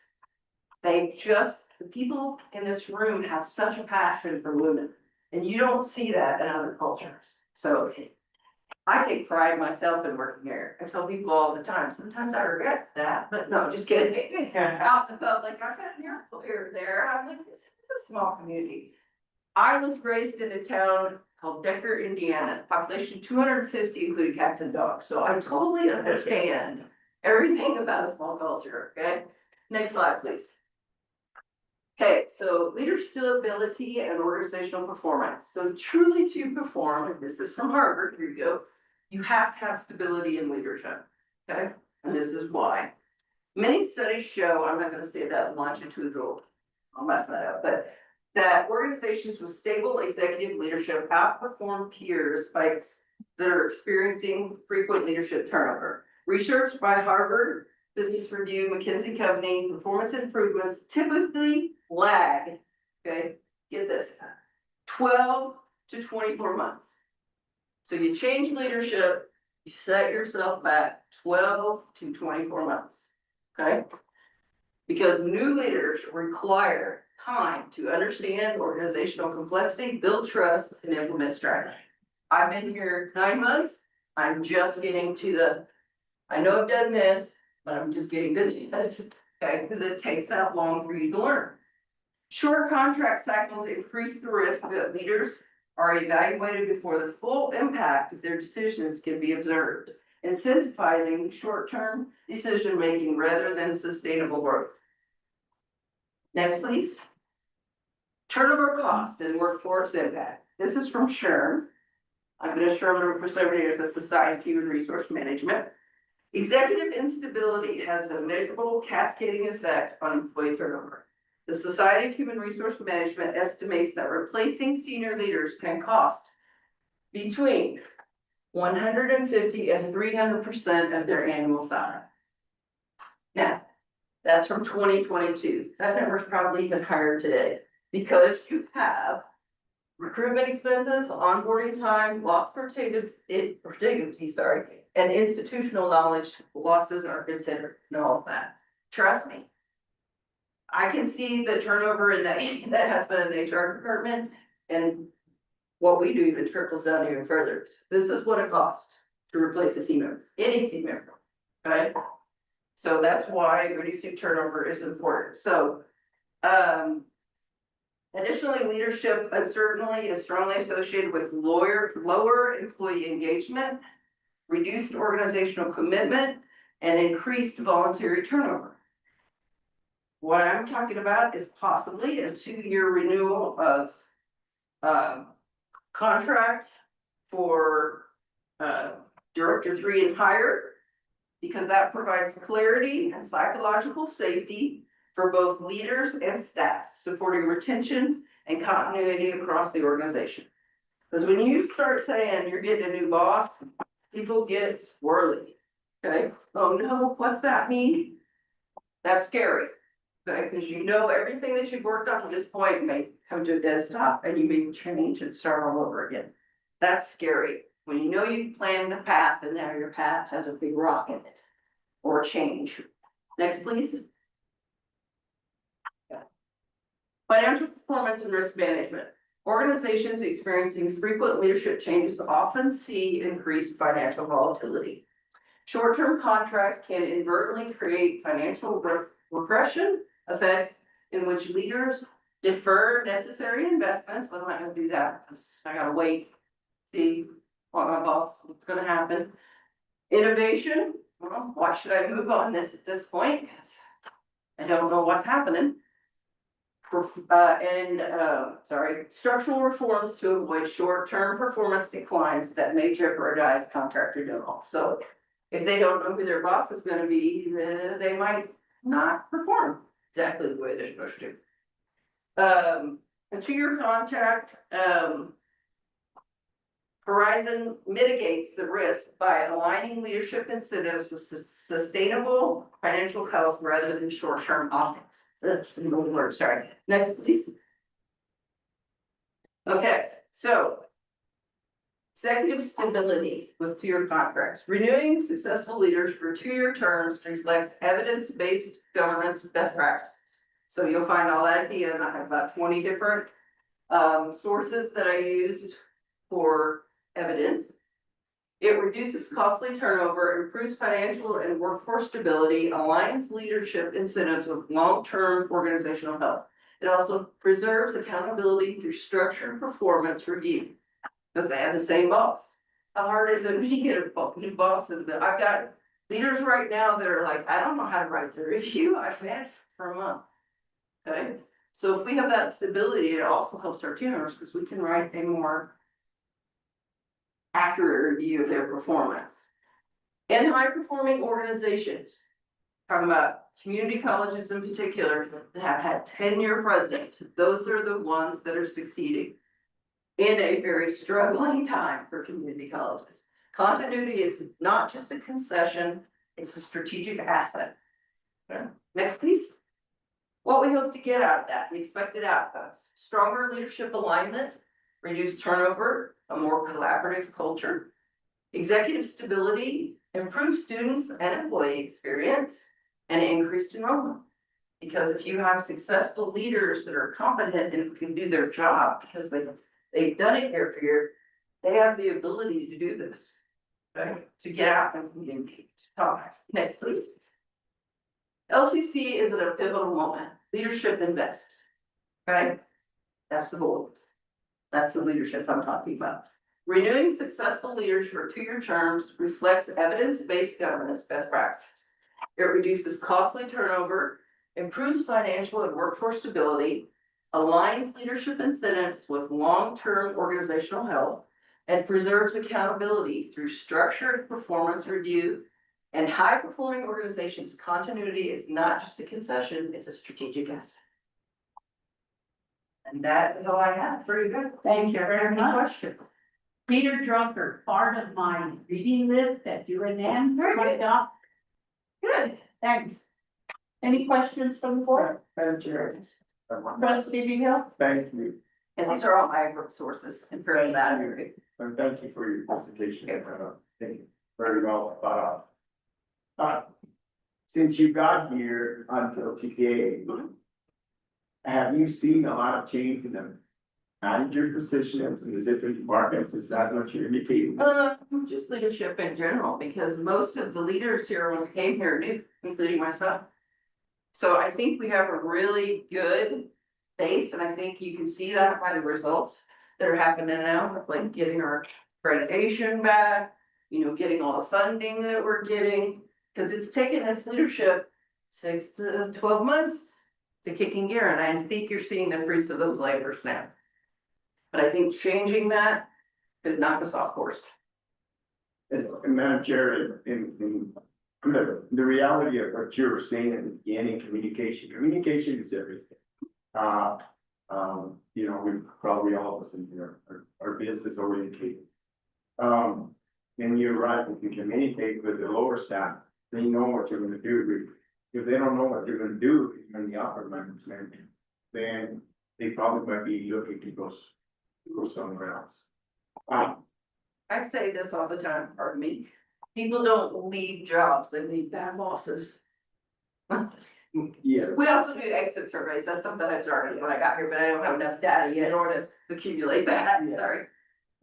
I think that, you know, I was brought up in a family with 9 brothers and 9 sisters. Father and mother were my heroes, still are. They're not here, but on earth, but they're still my heroes.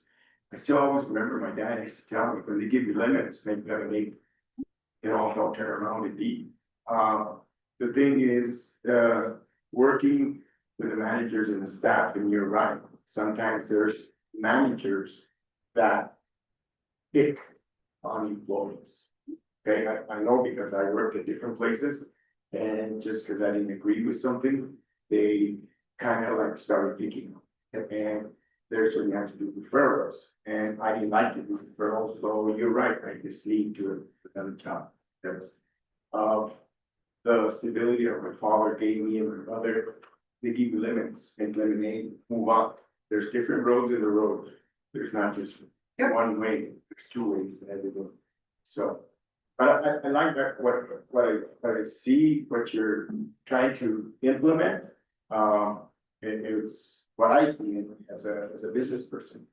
And also as a trustee, because that's, I'll tell you what, if, and with Madam Chair and the trustees here, I'll know that if something's not going right, that employee's gonna go to the trustee.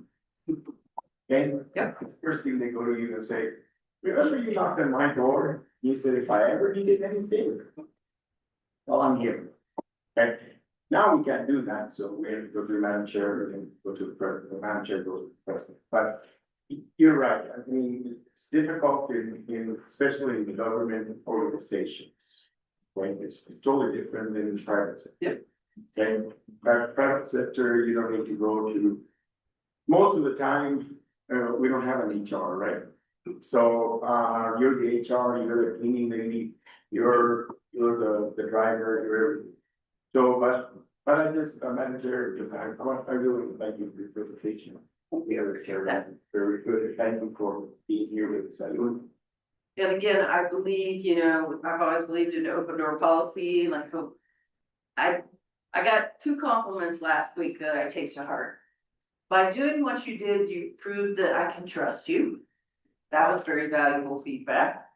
And the other one was, and I've gotten this before, you are the nicest, friendliest HR person I've ever met. And I still don't know how to take that. They're like, is my people mean? I mean, I don't think so, but you know, because I believe you have to treat everybody as an individual. And you have to create an environment where it's safe for them to be able to tell you things. And that means not repeating things that you heard, you know, and I've had people, oh, I heard this, and I'm like, they've learned, it ends with, I'm not gonna repeat, I'm not gonna say those things, you know, and I always hope before they, obviously they would come to the board that they would follow proper channels, you know, because again, encourage that open door policy and the fact that they come talk to you, then you're not surprised sometimes when you. And of course, what we do is we refer them back to President Linder, because it's really ultimately her job to take care of the issues, and hopefully those issues get resolved before they ever come to us. Right. But sometimes that doesn't happen. Sometimes in small communities, like I said, even the hospital they worked in was in a very small, and they posted on Facebook. You know, so okay, then you have to deal with the fallout from that, you know, that kind of stuff, but that's just a part of living in, I think, our culture as of today, so. Thank you very much. Thank you guys for your time. Dr. Linder, I think it's insightful if we were to receive presentations from different departments, only one. This is person a summary has of the to have your entire contract. Thank you. That's, I have- I Appreciate it. really, we don't want to get anybody off. That's the summary of the. Trying to figure out what that is. Thank you. And I have one more thing for you. This is something that we do with our team when they onboard them to make them feel like a member of the team. So you guys are members of our team. Sure. Oh, thank you. This is, for those of you that don't know, these are cinch socks. Normally when you travel, these are great for your shoes. So there's a pen in there and a water bottle. We also give them a t-shirt, but I didn't know sizes, so if you guys want a t-shirt, please let Leslie Ann know your size, and I will make sure you get a All t-shirt. right, thank you. I need a bigger one. I have several. One for each chair. Yes, I will email you the presentation before I leave today. Thank you. Next item, Board of Trustees updates. I guess the first executive committee. You have the minutes there before you, so only bullet number 1, waiting for quotes on the topographical survey. Dr. Linder have reached any kind of an agreement. Yes, and I can give an update on that. Okay, that's in your report. And, see what else? The governor's office, they already signed, she hasn't signed SB. She hasn't signed HB2. I'm gonna give a little bit of an update on that too. Okay. And,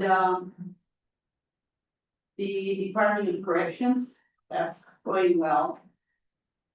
Previously, we had a person that did the Department of Corrections education that didn't want to see Luna there. So this is nice that it's turned around. Capital outlay personnel updates, everyone got a flash drive of the salaries, job descriptions, and compensation pay scale as per Mrs. Trustee Mrs. Encina's request. And, action items, we took care of most of those. The retreat, we're going to discuss that. And that was it. Any additional information from the committee? If not, then we go to the Audit and Finance Committee. Thank you, Madam Chair. I'll just touch briefly on some key elements you touched on. Trustee Sandy requested, you got that, we all got that. Recognition of just in Garcia. Dr. Shields has already given clarification as to the finance, basically went over oversight of everything expenditures for state guards. Where we're at, where we're trailing, what's in reserves. The productivity contract was discussed in subcommittee, which was approved today. Not much to talk about, Madam Chair. Dr. Shields pretty much covered everything in the report, and they said your colleagues have any questions, I'll try and answer them to the best of my ability. But that concludes the report. Thank you. Questions? Okay, next item, discussion of board trustees retreat. Does anyone have anything to suggest? Trustee Trujillo, Trujillo? No, that's fine. Okay, trustee secretary Dominguez? How are we gonna do that for retreat and where, Madam Chair? That's what we should be discussing now, possible venues, dates, and topics. And it's. Are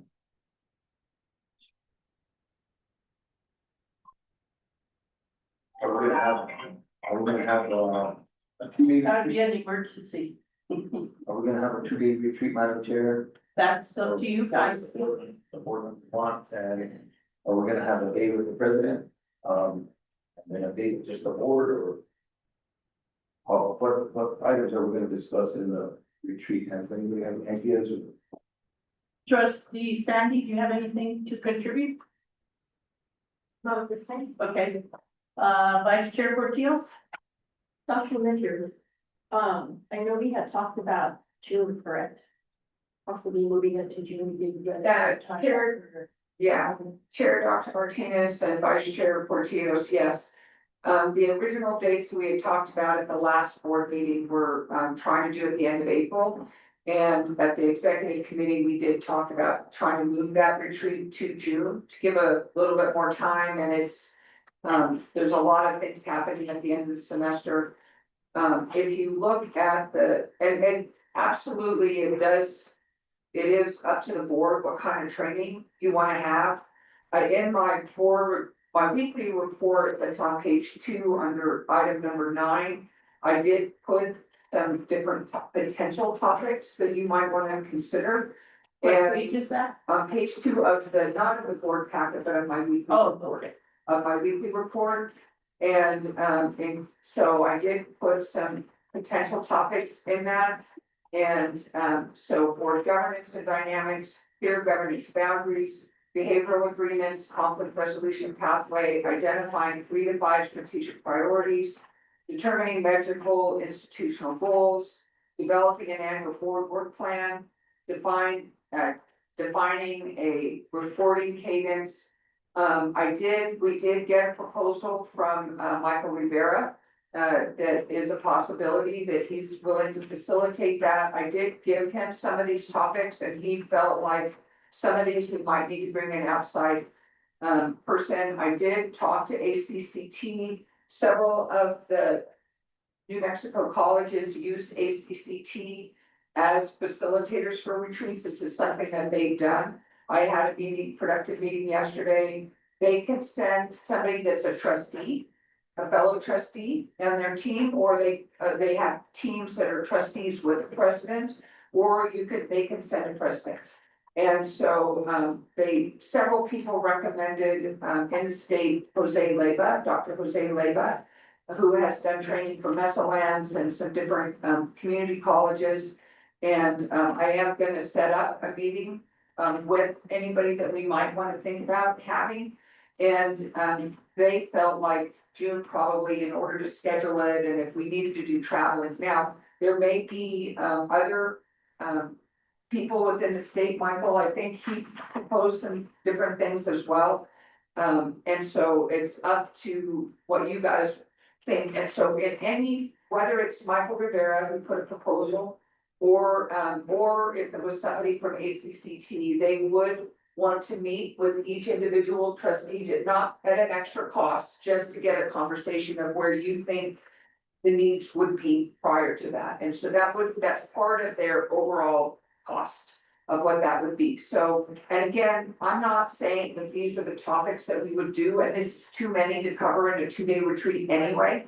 These are just throwing out their ideas that you might want to consider. And it would be good if we were gonna throw out some dates, or, suggest some dates in June to sort of have those, or we can do that at a later date, but that would be good to sort of look at that because people's schedules do fill up pretty quickly.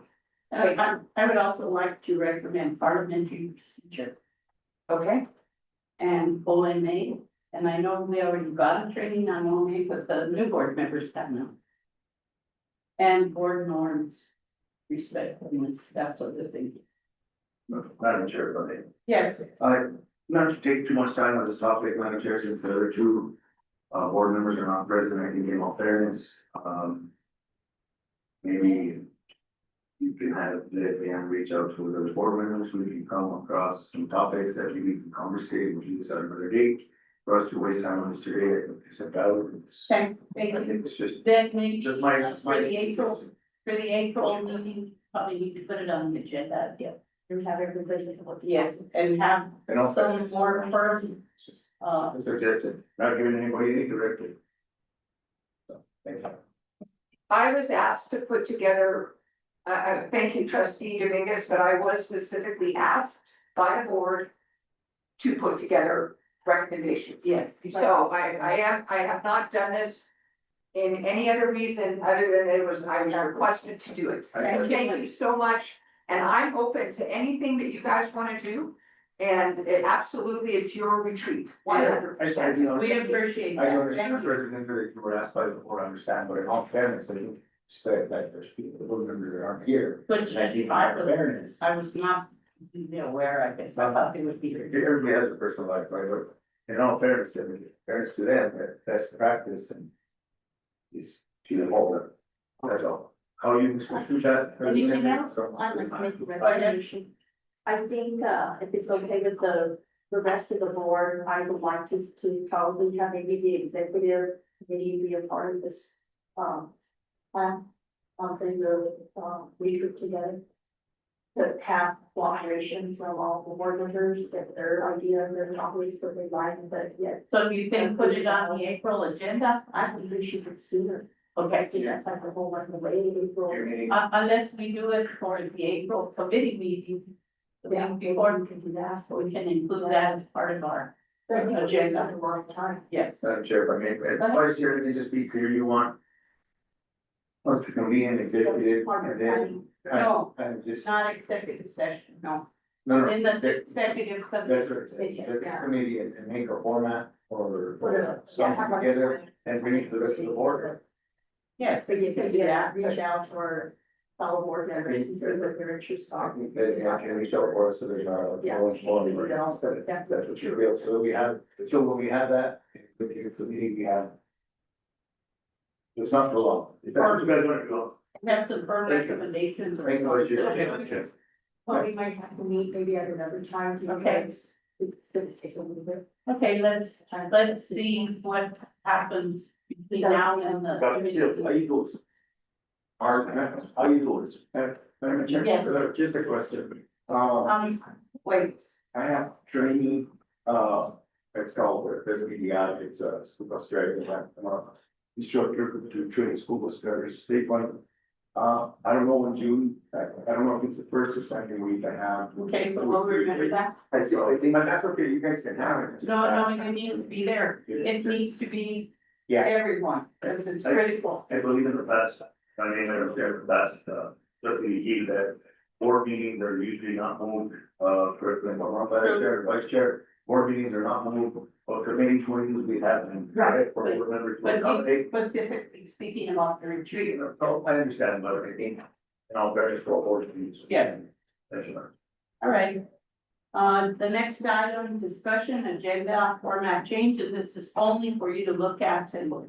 I attended a meeting at San Jose Governing Board, and I noticed the agenda with the specific times, which I thought was something that possibly we could look at. The rest of them, the one from junior college, San Juan, is pretty much what we do. Central New Mexico, Mesa Lands, pretty much what we do.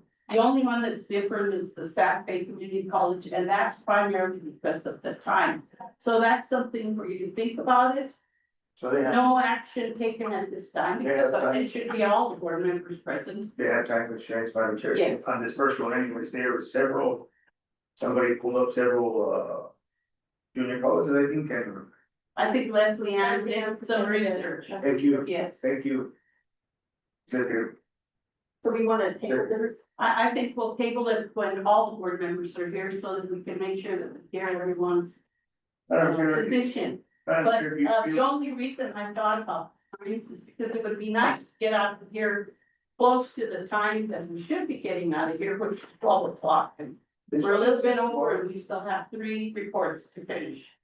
Madam Chair, in respect to you and to the rest of the board, if a board member chooses to go to, another board meeting, you think, personal courtesy should be to the chair or? It it's no personal isn't, time? no, it's your own personal time, it isn't anything that's required. Thank you, it's just a question. You're not going as a board member, you're going as an interested member of the public. Any other questions? Okay, then, we'll proceed to the next one, so we will, Make motion. do, Yeah. I'm not sure, I guess so, because there's an agenda. So, we probably need to entertain a motion that we will table this until all board members are present. That sounds fair. Can I have a motion or? I'll make a motion to table, discussion action item agenda for, format change. All right. And a second? I'll second. Or did you? I'll second, Madam Chair. Okay. And a vote, Madam Chair, Dr. Phyllis Martinez. yes. Madam Vice Chair, Luis Portillo. Yes. Secretary, Mark Dominguez. Yes. Trustee Andrea Stati. Yes. Trustee Richard B. Hill. yes. Trustee Rolando Medrano. Trustee Rosalie Ortega. And, you got the motion. Thank you. Next item, Dr. Linder, President updates. Do we go with your, So I'm sorry, there's a lot of things, Dr. Martinez, Chair Dr. Martinez and fellow trustees, thanks for the opportunity to provide my monthly report. You do have my monthly report starting on page 19. I did also give you a copy, and I'll try to make sure that I'm clear on that. That was my weekly report. And so even though we just mailed this packet last Wednesday, there's just a lot of things that are happening that are updated, and I just want to make sure that you guys have the most up-to-date information. And I just wanted to start with the legislative session update, which is on page 19. And it outlines the different money, which you've already discussed already. That yesterday, the governor did sign the capital projects bill.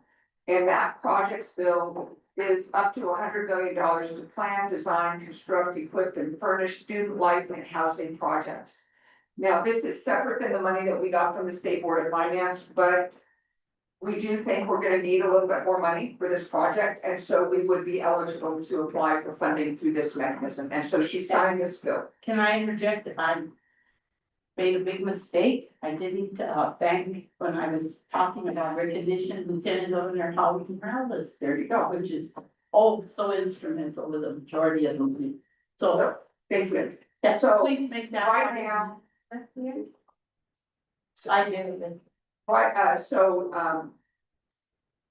Right now, well, I don't know as of today, because I haven't followed it. I did look to see if there were any emails, but we don't have that. So far, the governor has not signed HB2, which is the largest bill that includes compensation, all of those things. So we are still pending all of that information. And so all funding so far on that is under that. SB 40 has not also been signed, Senate Bill 40 for the athletic fields. So any of those, the only thing that has been signed by the governor so far is that capital projects that's related to higher ed. So we appreciate, the recommendations of all of that. I do have, an update on housing. And I had mentioned this last week at the capital outlay, but I think probably the best thing to do is look at my president's report, weekly report.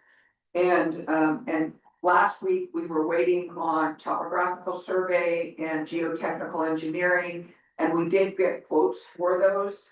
And we had several meetings. We had a long meeting on last Thursday, whatever date that was, March 5th. And then I also went to Albuquerque on Friday, and I met with Decker about really trying to understand the timeline.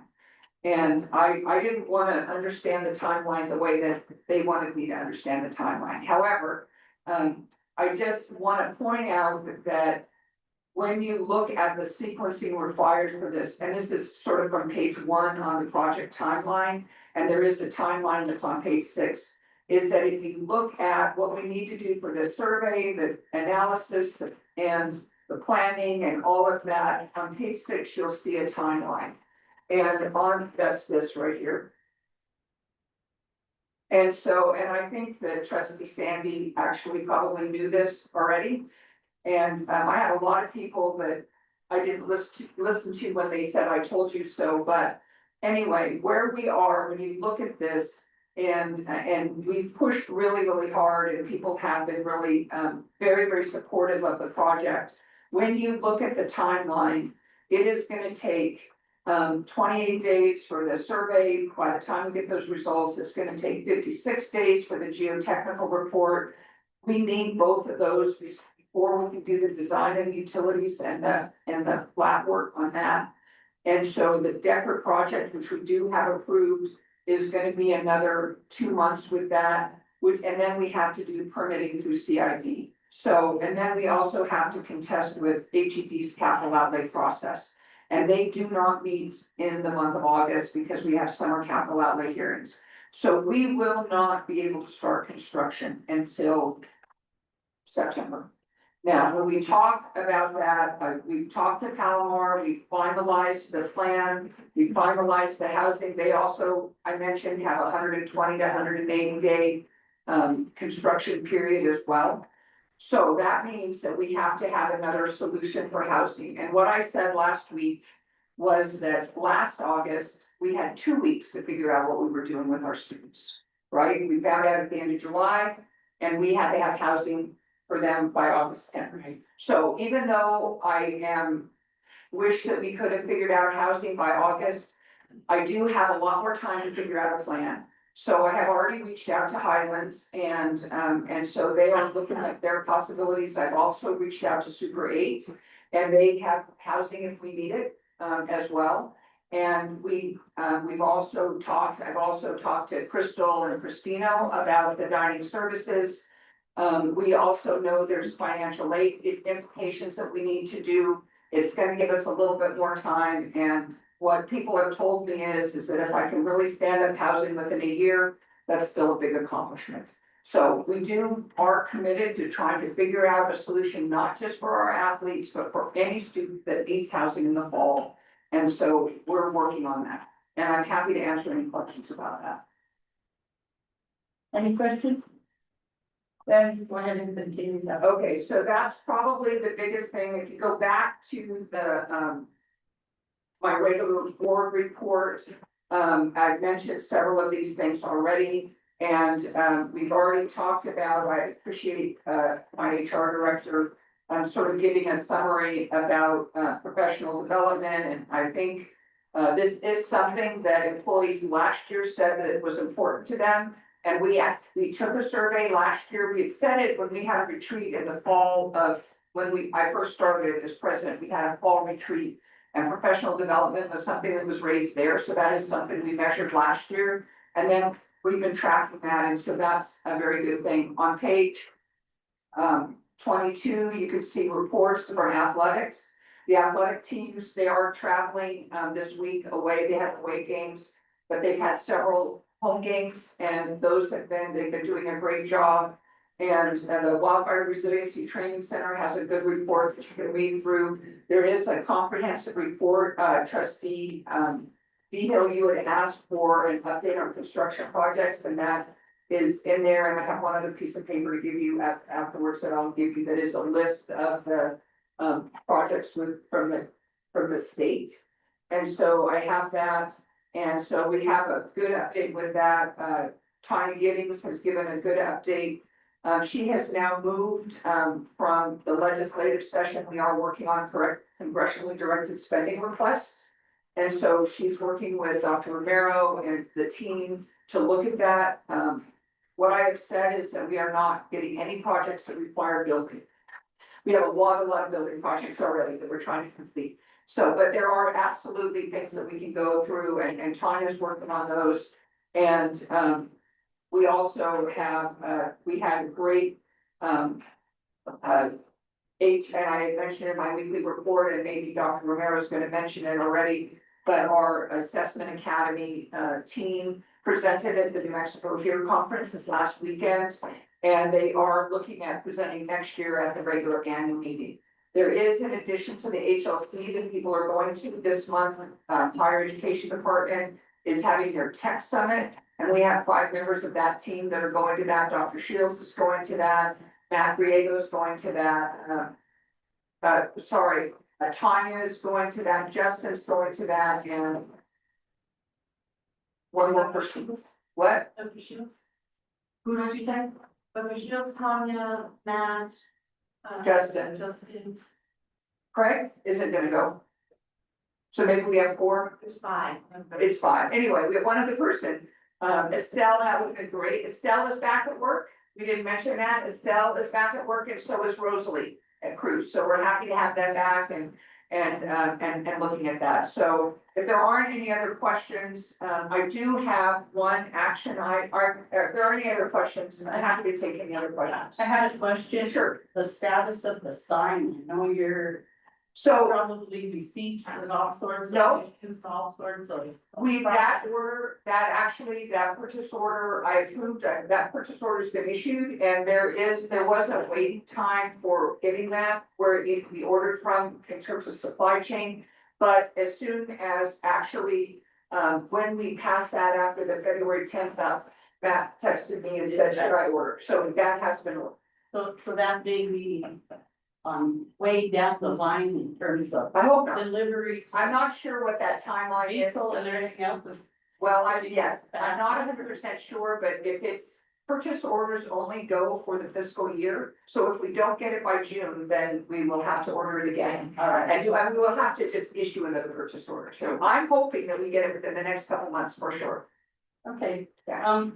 did, trustee Hill have a question about something on the report? Well, we'll come back. Did you finish with all your report?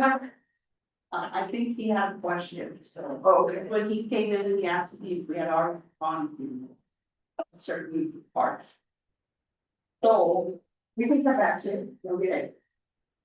So we discussed at the executive session about extending our contract for our attorney. And this is something that we did go through an RFP. This is something that we're tying for another year extension. And I did have a memo, I don't remember what page it's on. It's 27, sorry, thank you. It was a. We discussed it in executive committee, not session. Oh, that's my typo, sorry, I will correct that, executive, where did I say session? Oh, verbally, no, at executive committee, not an executive session, thank you. In executive committee last week, we looked at this and we looked at the contracts. And so what I wanted to say is that to date that we've spent, well, this was as of March 10th, we've spent less than $10,000 since July 1st. And that includes board training and legal representation. We do, as the client, have the ability, my recommendation is that we extend this contract. We do have the ability to stop the contract at any time. So, and so that is something that we need to look at. But right now, that we need to sign another contract and to ensure that we do have legal representation. And so, I'm open to any questions. Trustee Hill, did you, when you came in, you asked me if a certain part of the report had been. Yes, FEMA. Yes, and so I did give a little bit of a FEMA update in my weekly report. I had said something in my board report, but I do have a tiny bit more of an update in my report. Is that we right now have obligated the 81,388, which was for servers. This payment of 5486, which was for some a cleaning, rug cleaning and car cleaning, a piece of equipment. That actually, I got confirmation that we did receive that payment in December, and Dr. Shields, I forwarded that to you just to make sure that we know where that got properly recorded, because I hadn't seen that before, but they did show us that. And then right now, we're waiting for 4343 was time served, and I think I probably spent a lot more hours just trying to verify that time, and shout out to HR, because we had to pull every single pay stub over a 2.5 year period for that. So I also, and I have not had time to do this, I did talk to our attorney about whether there were other avenues for getting reimbursement. And this is something that I talked to about with both Deb Holland and Sam Bregman. And so the smoke and ash, the feeling is that we can't get additional funds for smoke and ash. But there may be ability to actually go to an attorney, and so our attorney recommended that we talk to either Roy Ball Mack or another firm that is actually dealing with those claims. I have not spoken, I know that Highlands actually did file a claim and they're looking at that. I have not spoken to Highlands about that, but I do have a meeting coming up with President Wolf, and I can ask him a little bit more about that. But that is something that right now, if we were going to pursue other funding, this would be something that we would have to engage an attorney to actually look at and do. So it's outside of sort of the FEMA reimbursement. So, Madam Chair and President, so you're saying the FEMA didn't want to pay us for the buildings, the way they pay homeowners? They didn't want to pay the institution for reimbursement for square foot. So the understanding that I understood from FEMA and the Department of Homeland Security and Emergency Management is that because they had insurance come in and actually do the smoke remediation, they did come and do a very, very, thorough, inspection of all of our buildings. And so because the insurance actually paid for that over $1.5 million, if the insurance company wanted to get reimbursed for that, they could do that claim. But because insurance covered with us, we did not have the ability to get the smoke and ash, was my understanding. Madam Chair, Madam President. On that, did we spend $1.5 million? We did. All the institutions. That is why we were closed, for up to 8 weeks. Some of us got back after 6 weeks. Some people didn't get back until 8 weeks. And so we closed all the allied health, the daycare, all of that. We were off campus for that. And we had a remediation team and that came in and did that. And so we have all of that documentation that we provided. And one of the challenges when going back, and again, everybody that was looking at this and really trying to do the final analysis, none of us were in the roles that we were in during that time. But they were very clear of, did you pay overtime? Did you have other reimbursable expenses? And we were not able to come up with any, we definitely didn't pay overtime to our employees. We did manage when we were off campus. I did send out a survey to all employees to see what other reimbursable expenses that you needed. What we had to show was what was reimbursable. And so what they wanted was documentation about what was reimbursable. And so that has been the challenge with that. One last one. Sure. Madam Chair, Madam President. So the Forest Service was stationed here at Luke. So they pay us for that. They did. They paid to be here. So, Madam President, Madam Chair, Madam President, what happened to that one? That money actually it went into our reserve balance, and so this is on our report. It's not recorded in this year's, but if you look at the reports of other sources, when we rent our facilities, we have pretty significant rentals. And so that money went into that, and I don't know if any of that money was used. We did log that I don't remember what they were paying per day, but the incident command post was paying per day, and we had significant revenue. I can look it up and see what that was, but we did have significant revenue from that. And that went into it basically went into our fund balance. So, Madam Chair, just a question, Madam President. So once like that, when we rent the facilities and that, can that be put into like a category of, for different, whatever the board wants to do that, the trustees? Madam Chair and Trustee Vehil, I'm not 100% sure. I don't think right now, if there was an initiative, for instance, when we approved the sign and the board approved the sign, it could be that you could target and say specifically, we want to use this pocket of money for this.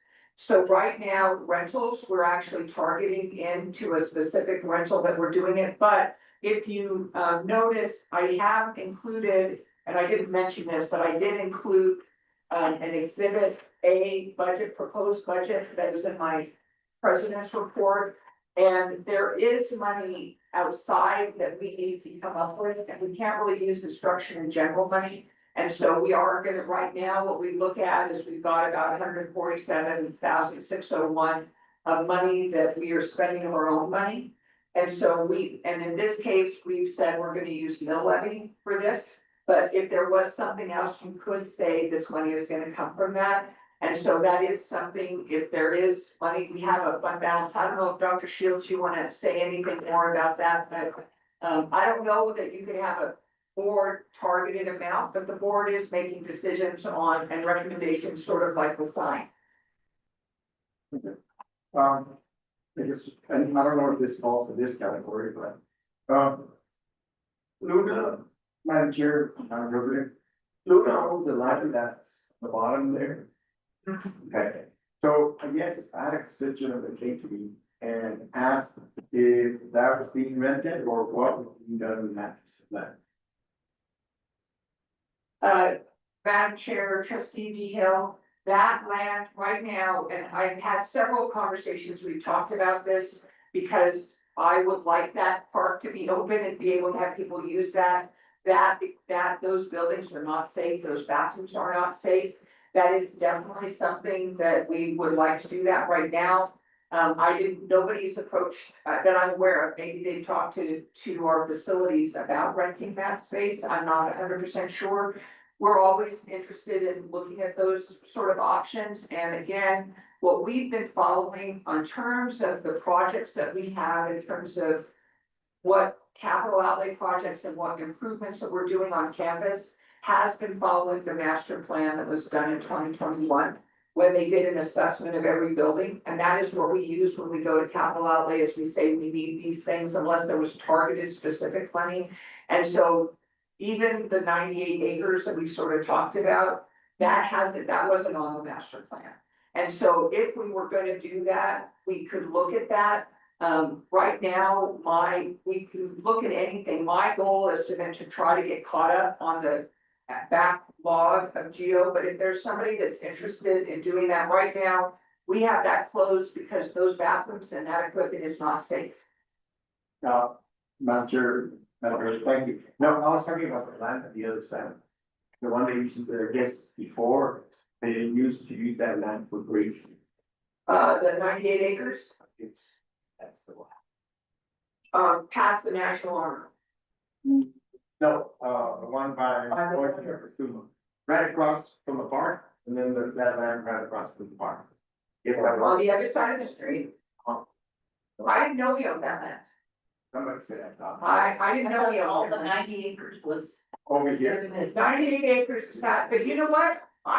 It's possible that we own it and I don't know about it, so that's for, you know. Dr. Thompson did a layout, a survey for us, didn't he, sometime back, that you had the That map? was for the 98 acres. Oh, yeah. But that wouldn't, But are you talking about past the National Armory by the Yeah, shooting gallery? I guess if, with the trustees' permission and the chairman of president, if you could check what we own, what Luna owns, I think that'd be a good idea. Well, check that, but if there is land that I don't know about, then I will definitely try to find out. So if you can, are you talking about the land past the National Armory? No, the land right here, coming up to Luna, and then the park is right here, Uh-huh. and then there's the land that, north North of that road. I will check. So, I mean, that can be I will check. Absolutely. One thing that we have found in all of our planning for all of our projects is that there hasn't been surveys done on Camp Luna. All the surveys that we have are all for Camp Luna, nothing from Luna Community College. Every single survey we have is mapped out, and even all our buildings, when we talked about doing energy audits and doing everything on our utility bills, all the bills that we get are all based on Camp Luna and not Luna Community College. And so we started classes in 1971, and in that amount of time, we have never done a full survey and a resurvey of any of our buildings.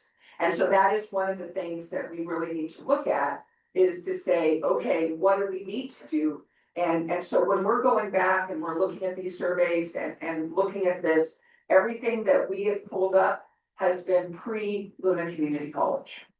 So this is something that is definitely something that we'll do it, but I will check on that. And if I have more land that I can do something with, or things, I will look at that. So thank you for bringing that to my attention. Thank you, Madam Chair. President, the last question from trustees in the audience. Who owns the King State? That's land grant. And so we have a memorandum of understanding with the land grant that we can use that for educational purposes and what we've done. And so we actually, our Wildfire Resiliency Training Center uses that. The summer program, the summer youth program actually uses that. And we used it for a retreat as well. And I just last night was at the master planning with the city, and Georgina what's Georgina's last name? Yellow and his wife. What is it? Ortega. Georgina Ortega was just talking to me because this is something the land grant was really trying to get money to renovate the King Stadium. And there was a huge push for last year's legislative session for the 2025. But because this was a short session, this year, I don't think it went anywhere, but there are definitely people that want to renovate that. Thank you, Madam Chair, members, and trustees, thank you. Continue. Okay, so, thank you, I have the memo. And again, I am recommending that we do approve this for now. I just have one question on your proposed budget. The one that you sent, that Oh, I'm sorry, you're not on this, okay, yes, it says geotechnical engineering, that geo? It's Geo. Okay, because genetics would. Well, no, and actually what I said yesterday, if you look at it, autocorrect keeps correcting it. And so I thought it was like a genetic thing, right? And so you're right, so that's just a typo, and every other place I've tried to correct it, and you know, I'm just getting a little genetic too. So I'm going, okay, geotechnic, and then it keeps auto-correcting it to Geo. Yeah, so that's why, so yeah, no worries. Okay, then a motion, there's a motion on the table. Does anyone want to make a motion regarding renewal of legal representation? Madam Chair, I mean, Yes, so. I don't know if you want a motion or discussion, but. we'll have discussion after the motion, then the vote. I'd like to make a motion, I just think it's indicative that we discuss and then. We approve it and we discuss because we're technically. Gonna start the third year, usually that's stated in a recommended action, and it's not stated in this one, it's just stated in the next date. But usually they're in that format, but. I have said that when they were approved for up to 4 years, and so if it's not clear, I apologize, but we are requesting a motion to do it one It's not more. very clear, but it's clear enough before it commences, but the point I'm trying to make is, it's usually. RFPs are usually stated, in construction anyways, they're usually given a year if they're renewing. Then how many that, but that's why I think trustee, I don't 100% agree with you, but I have stated the year of the RFP in one. And I have stated the year of the up to 4 years, and so I've tried to be clear, but No, if it's not clear, then I'm happy to clarify. we're fine, so make a motion to approve. The RFP. Not I mean, the RFP, the contract, I'm sorry, thank you, Vice Chair. I'd like to approve the. Recommended action and possibly maybe looking at further, outreach for other personnel, Madam Chair. I believe there may be another attorney alongside this one would be, futuristic, so. So Yeah, could you please. restate the motion because I'm confused? I'd like to make a motion to approve the recommended action. Maybe we'll all for an RFP. For another, For another attorney. I thought we were making an existing contract with Kevin McCarthy for another year. That's what our mission is. Not to go out. But it's really up to the motion, the person making the motion. Or make it for the 1 year, So the one, for the 1 year's fine, question. do you want to redo your motion? Yeah, make a motion for the recommended action, I'm sorry for that, for the third year of contract for Kevin McCarthy. I'll second. And, any discussion? If not, then a vote, Leslie. Madam Chair, Dr. Phyllis Martinez, Yes. Madam Vice Chair, Denise Cortez. Yes. Secretary Mark Dominguez. Yes. Trustee Andrea Sandy, Yes. trustee Richard Beal, yes, trustee Rolando Medrano, trustee Rosalie Ortega, And to make a note that on page 29 of the contract, there's a section there that's highlighted that specifically says, at any time, we're able to terminate within 30 days, terminate the contract. So, Madam Chair, if I may, pertaining to the contract. So it has to be in the contract, preparing agency to terminate student for convenience or cost. Convenience being, on the other hand, is ending an agreement solely at the discretion of one side according to the American Bar Association. And for cost, means that one side believes it has just cause to end an argument due to failure of the other side to not meet its obligation, and that's a 30-day. And they can recoup monetaries if it's in the contract, it's a further to the Bar Association. That's all. Thank you, Madam Chair. Yes, either one can terminate, but they have to have more reason. Yeah. Okay, thank you, Dr. Linder. Anything else? That's all of mine. All right, then, Dr. Romero.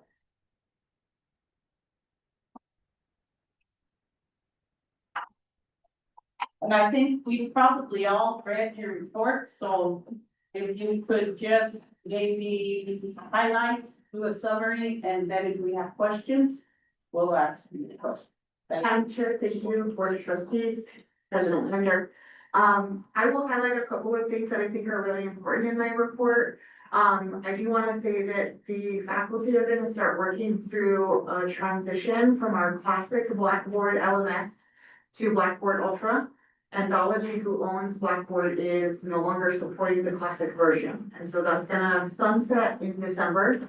And so we're gonna transition all courses, at least one course for all faculty come this fall, so they have an opportunity to work through the Ultra platform. Some faculty are going to transition, but that's happening, the training for them is happening next week when they return back from spring break. So we're going to modernize our LMS with what we have available with Anthology going forward in the Blackboard Ultra system. I think one of the other things that's really great is having the finalized agreement with the corrections department. Ticey and myself were at the Guadalupe County Correctional Facility yesterday to register 10 students into the Small Business Management Certificate Program. So that was really That's the great. Yes. And so, we had a great visit there. We also took a tour of the facility where the old barbering, instruction was happening. So I could take a look at all of the inventory items, and so I'm waiting on some things from the correctional facility, because obviously I couldn't take my phone and all of those other things, and so didn't have any materials with me that I could take other than what was approved. So once more information about that comes back, then I'll be able to share more information about that with the board. So, excuse me 1 second. That technically was Rosalie's domain. If you need any information, she was a teacher there in that specific area for years. Thank you, Madam Chair. Yep, Madam Chair. Yes, That was. trustee Encina? Madam Chair, if I will, if we can just please limit our comments during, I apologize to Dr. Romero. She's constantly being told when it's her time to summarize, as it's already written for us.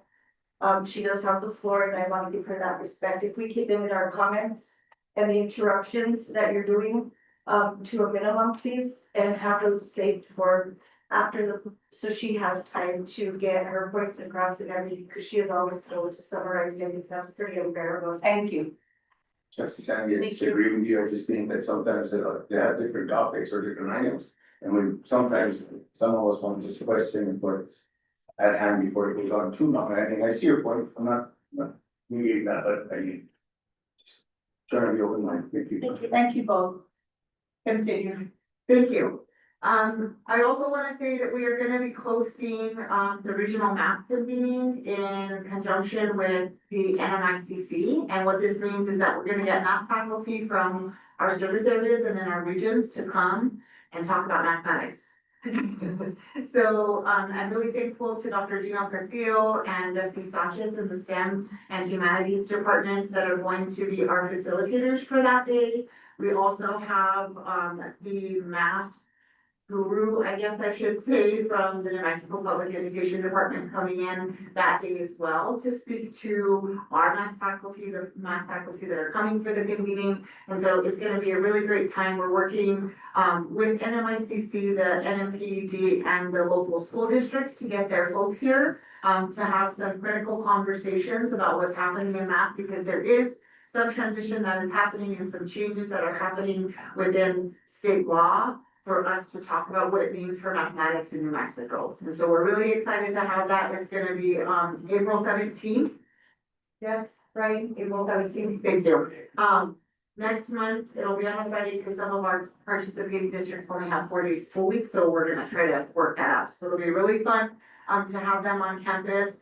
The other thing that I wanna update the trustees about is one of the most probably celebrated things on any institutional campus, which is commencement, which I look forward to seeing all of you at this year. It's scheduled for Saturday, May 9th at 10 a.m. in the Mac across the street. And so we look forward to having you. I do want to say a couple of things with regards to the commencement speaker. Commencement speaker this year is going to be 2 students. So it'll be a student who's earning their certificate and a student who's earning their associate degree. So students have the option to either nominate or self-nominate to be a speaker and provide a proposed kind of speech, and we have rules and things set up for them with a limit of how long they can speak, but we feel like this would be a great way to showcase the talents of our students and really hear the stories that are impactful to our students that make them successful here at Luna. So all of the planning and graduation things are happening in the background with the registrar's office, and they're a wonderful team. So thank you to Rachel and to AVP Montoya for the work that they're doing on that to be able to get us a wonderful, wonderful commencement ceremony coming up. And so once we have the speakers selected, information about that will be sent out.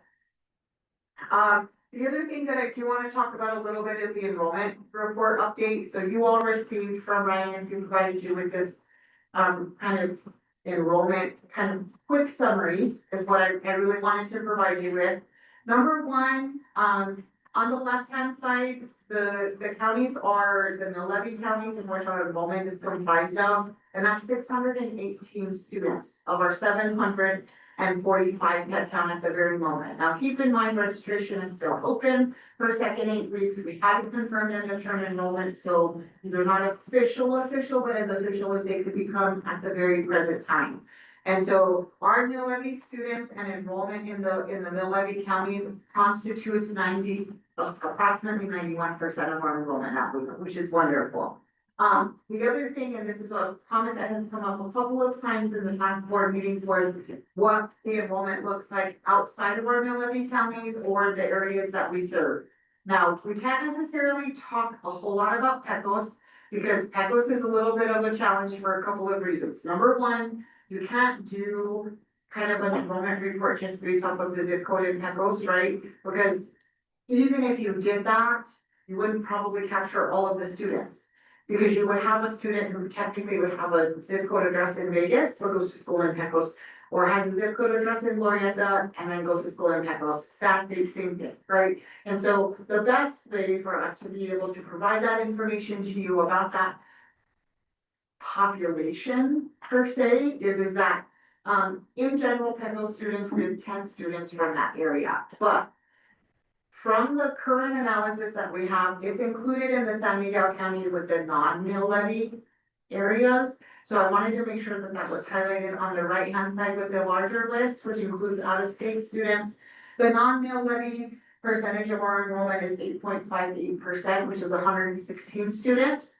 So wonderful to see that the majority of our enrollment is obviously coming from our mill levy areas, and so that's fantastic. But I do also want to say that one of the things that I have been curious about since coming here is where our enrollment increases are coming from and how long that's been, right? What does the trend look like? And essentially the enrollment trends, because of course we do want to have enrollments higher than 700. Believe me, I've been here at a time when it was peaking at 1900. So I feel everyone's sentiments when they say we need to be higher. But I also would like to remind all of us that we have not had a significant increase in enrollment 6.7% like this in this spring in the last 4 years. We have had only minor increases that have more likely dipped than what we've seen an increase for. And so I think we need to celebrate those wins. We need to celebrate the fact that we are at 745 and we continue to grow. And I think in my 9 months being here, I think that we've done a fantastic job by growing our enrollments by 3% in the fall and 6.7% in the spring. And we will continue to try to meet these targets going forward, especially for us to meet the necessary requirements that we have in our student recruitment and retention plans and the things that we're working on with HLC and with HED in order for us to continue to be sustainable here. And so I do want to highlight that in spring of 21, we had a 28.2% decrease in enrollment. Keep in mind the time frame, right? This is after COVID, during COVID, all of that stuff. So those have an impact. Spring of 22, we had a 1.9% increase. Spring of 23, we had a 6.5% increase. Spring of 24, a 13.4% decrease. And spring of 25, we had a 1% decrease. So for the last 2 years, we have been trending down every single semester in the spring. And so the fact that we have a 6.7% increase, I told Dr. Linder this earlier this week, and she was reporting a 6.5. And I said, no, 6.7, 6.6. She's like, yes, she told me 6.7. I know, she's stepping on my time, I know, I can't, told me that, yeah. I really think that it's really powerful in terms of the work that we're doing and the team that we're building and the momentum that we continue to carry. Right, we've been a small but mighty team and continuing to try to work through all of the challenges that Luna has faced over time. I didn't come to this institution not knowing what the challenges were. I came here knowing what the challenge was and ready to take it on, head on, ready to go, hit the ground running. I came with my shoes, not today, but Running shoes. I came with my running shoes, but not today. In order for me to be able to work with a great team of folks that are gonna be able to help build and grow the institution. So I think that those are things that are really important for you all to know and impactful for you to know. I also think that it's really great to hear about things that our faculty are doing. Our faculty member, Dr. Chris Smith, published his book. So we did a media release about him. He also presented at a conference recently in Washington, DC. It's called Midnight at the Movies, the 1930s cash giveaway craze. He did this in partnership with the University of Exeter Press. So this is something that he's been working on for a really long time and he's very passionate about. So shout out to him for all of that. I also want to say that the water level one class that we had has 16 active participants that are now ready to go test with the state in order to be water level 1 certified. So the certification instructors are willing to come back for the next level, but we have to give time because you can't do water level 1 and then immediately water level 2 and 3 and 4. Someone who obtains a water level 1 certification has to sit on that certification for 6 months. So please note that in the future, any water related training courses are going to be held in conjunction with the fact that the population needs them and that those people have sat on their existing certifications within enough time in order for them to get to the next class, because the state won't let them sit and certify otherwise. Madam Chair, for me, Dr. Romero, that water level 1, well, they sit on that time frame of 6 months. Do they have to work so many hours at a water treatment plant or something, or is it, what's the, why going? So really what it means is that, so you can't really get certified for water level 1 unless you work for a water utility already. So you don't necessarily have to have so many working hours. You have to be an active employee in a water utility program. Now, whether it's a community water program, it's a municipality, whatever it might be. So like, let's say, for example, the folks at the city of Las Vegas and their water department, they're entry-level laborers. Those folks can come in and do water level 1 certification and sit on that certification for 6 months, and then they can go into water level 2. What is great about those folks is they have the ability to move through the laborer position all the way up to coming up to work at the plant. And I ask you that because water level 4 that I know of, maybe there's higher than that, but it pays really well, and we're paying a ton of money from our taxpayer money to have an outsourced water level 4, I believe, Yes. here in our community. That's the reason for the question. But thank you very much for clarifying that, but so there's a process in a dormant state that they can then go up to the next one. Basically what the state, yeah, basically what the state wants to And that see. is state one. That's what the state wants. They will not allow you to get certified and sit for any water level certifications unless you have held your current certification for a minimum of 6 months. Water level 4 certification is much more difficult to get in any region of the country. So it doesn't matter where you are, doesn't matter in what place or space you have a water utility program. Water level 4 certified is the hardest to complete. It takes the most time. And those are the most sought after books. Why we don't have them in the state. That's. Yeah, And do they have to start their level 1 or 2 before the 6 month period ends, or at least engage in a course or something? Or they could not. They could not, they can't engage in one. That's the bad. It has to. Thank you. Thank you. Thank you. Would you mind another question? Good, not a problem, go ahead. Okay, Just trustee. a reference on those two. Thank you, Madam Chair, and thank you, Dr. Miller. Has any from domestic well associations without our community registered this cost? I couldn't tell you because we didn't necessarily ask them where they came from. Now, some people offered the information and said, I came from a municipality in this region or this region. But we didn't necessarily say, where are you from? Now, that could potentially be information that is held within our community education department, but right offhand, I couldn't tell you that. I could speak to that specifically. There was at least one from Chapon and one from the Mora community, but these were not employees because most of those water systems resort on volunteers. That- They don't have money to pay people. Right, so it depends on the water distribution and the water authority in which they either work for or volunteer with in order for them to be certified. Community association. Thank you.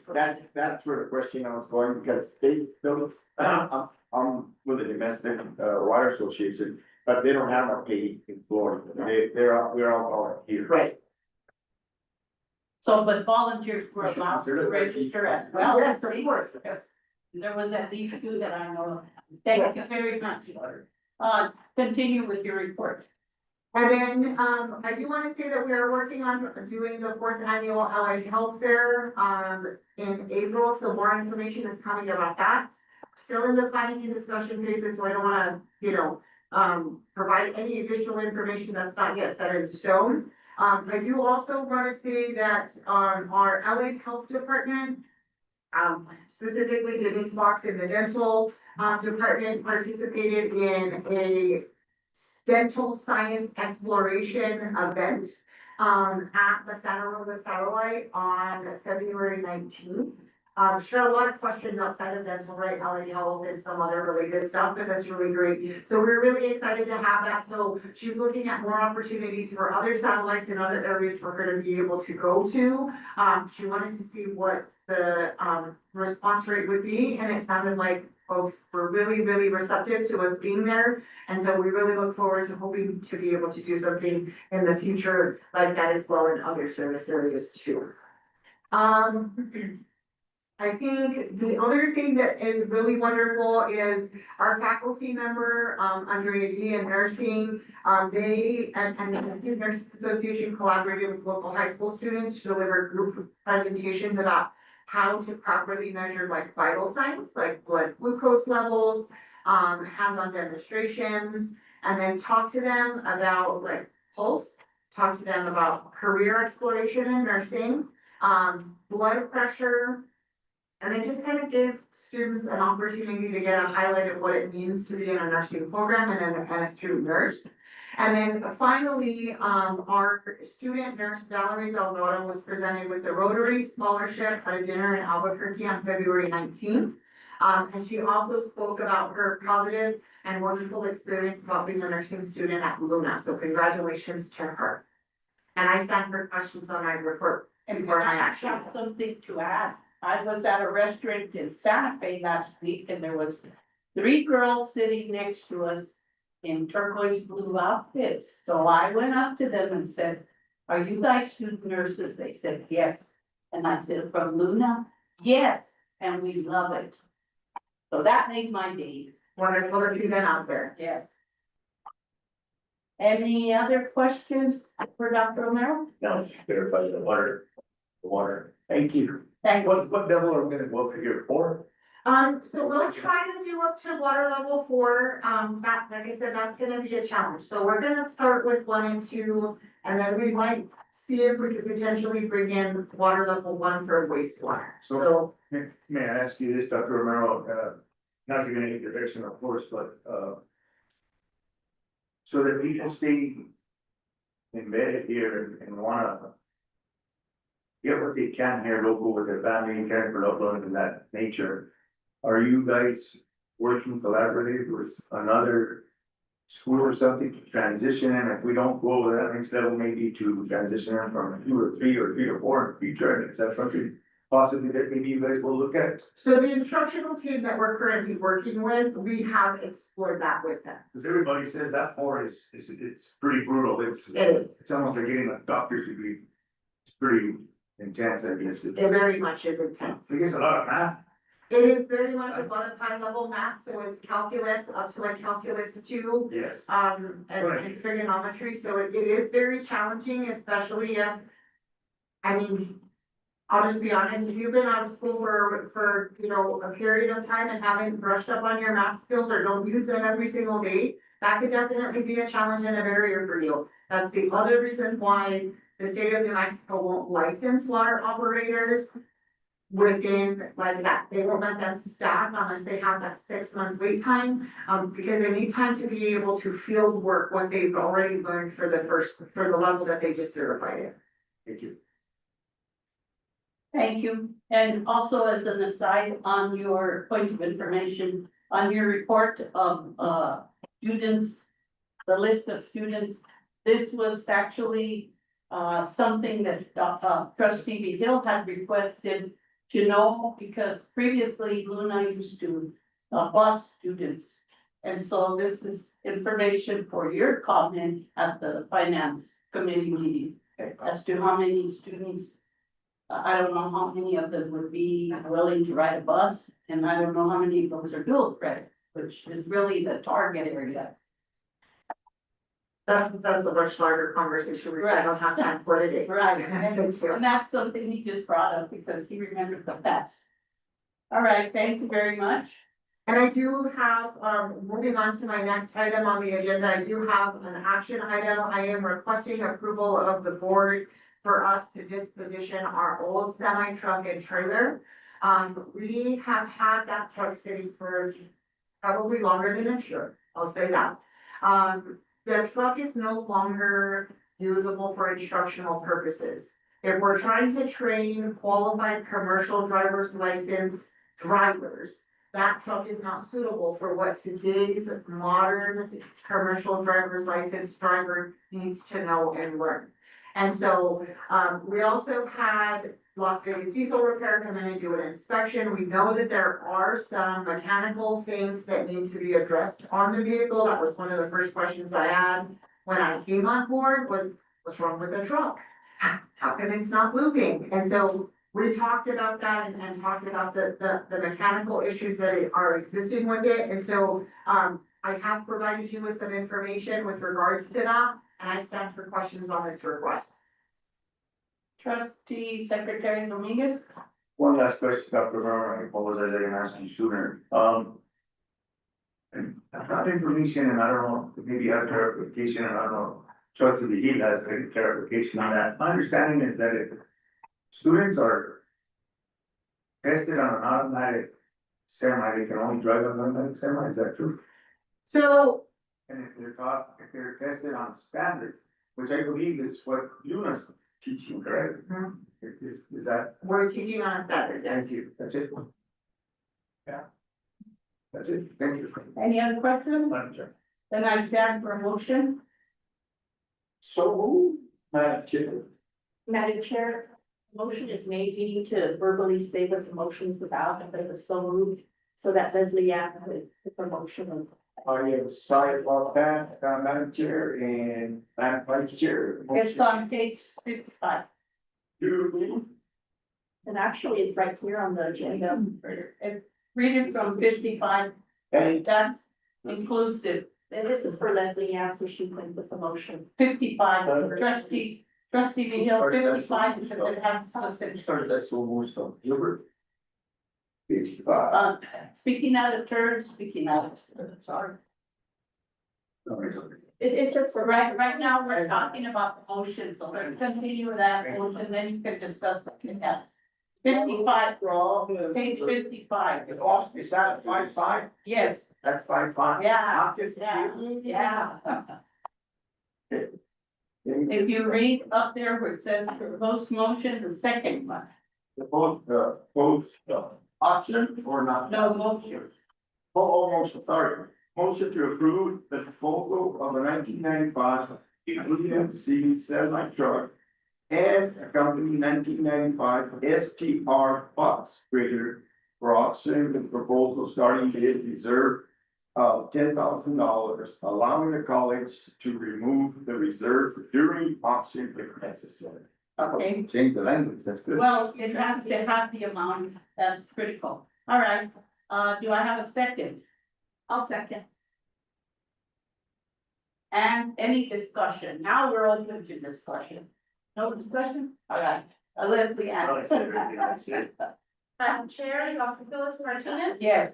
Madam Vice Chair, Luisa Neal. Yes. Secretary, Mark Dominguez. Yes. Trustee, Andrea Sandy. Yes. Trustee, Andrea. Richard Hill. Yes. Trustee, Orlando Medrano. Trustee, Rosalie Ortega. Thank you, Dr. Romero. Thank you very much. I like the part where you reported on, what it was. I didn't want to interrupt, give you the plus, but I didn't want to interrupt you, but that question, I'll forget, I'm old. I'll forget. I'll take it. At any rate, now we have public comment. Number 13.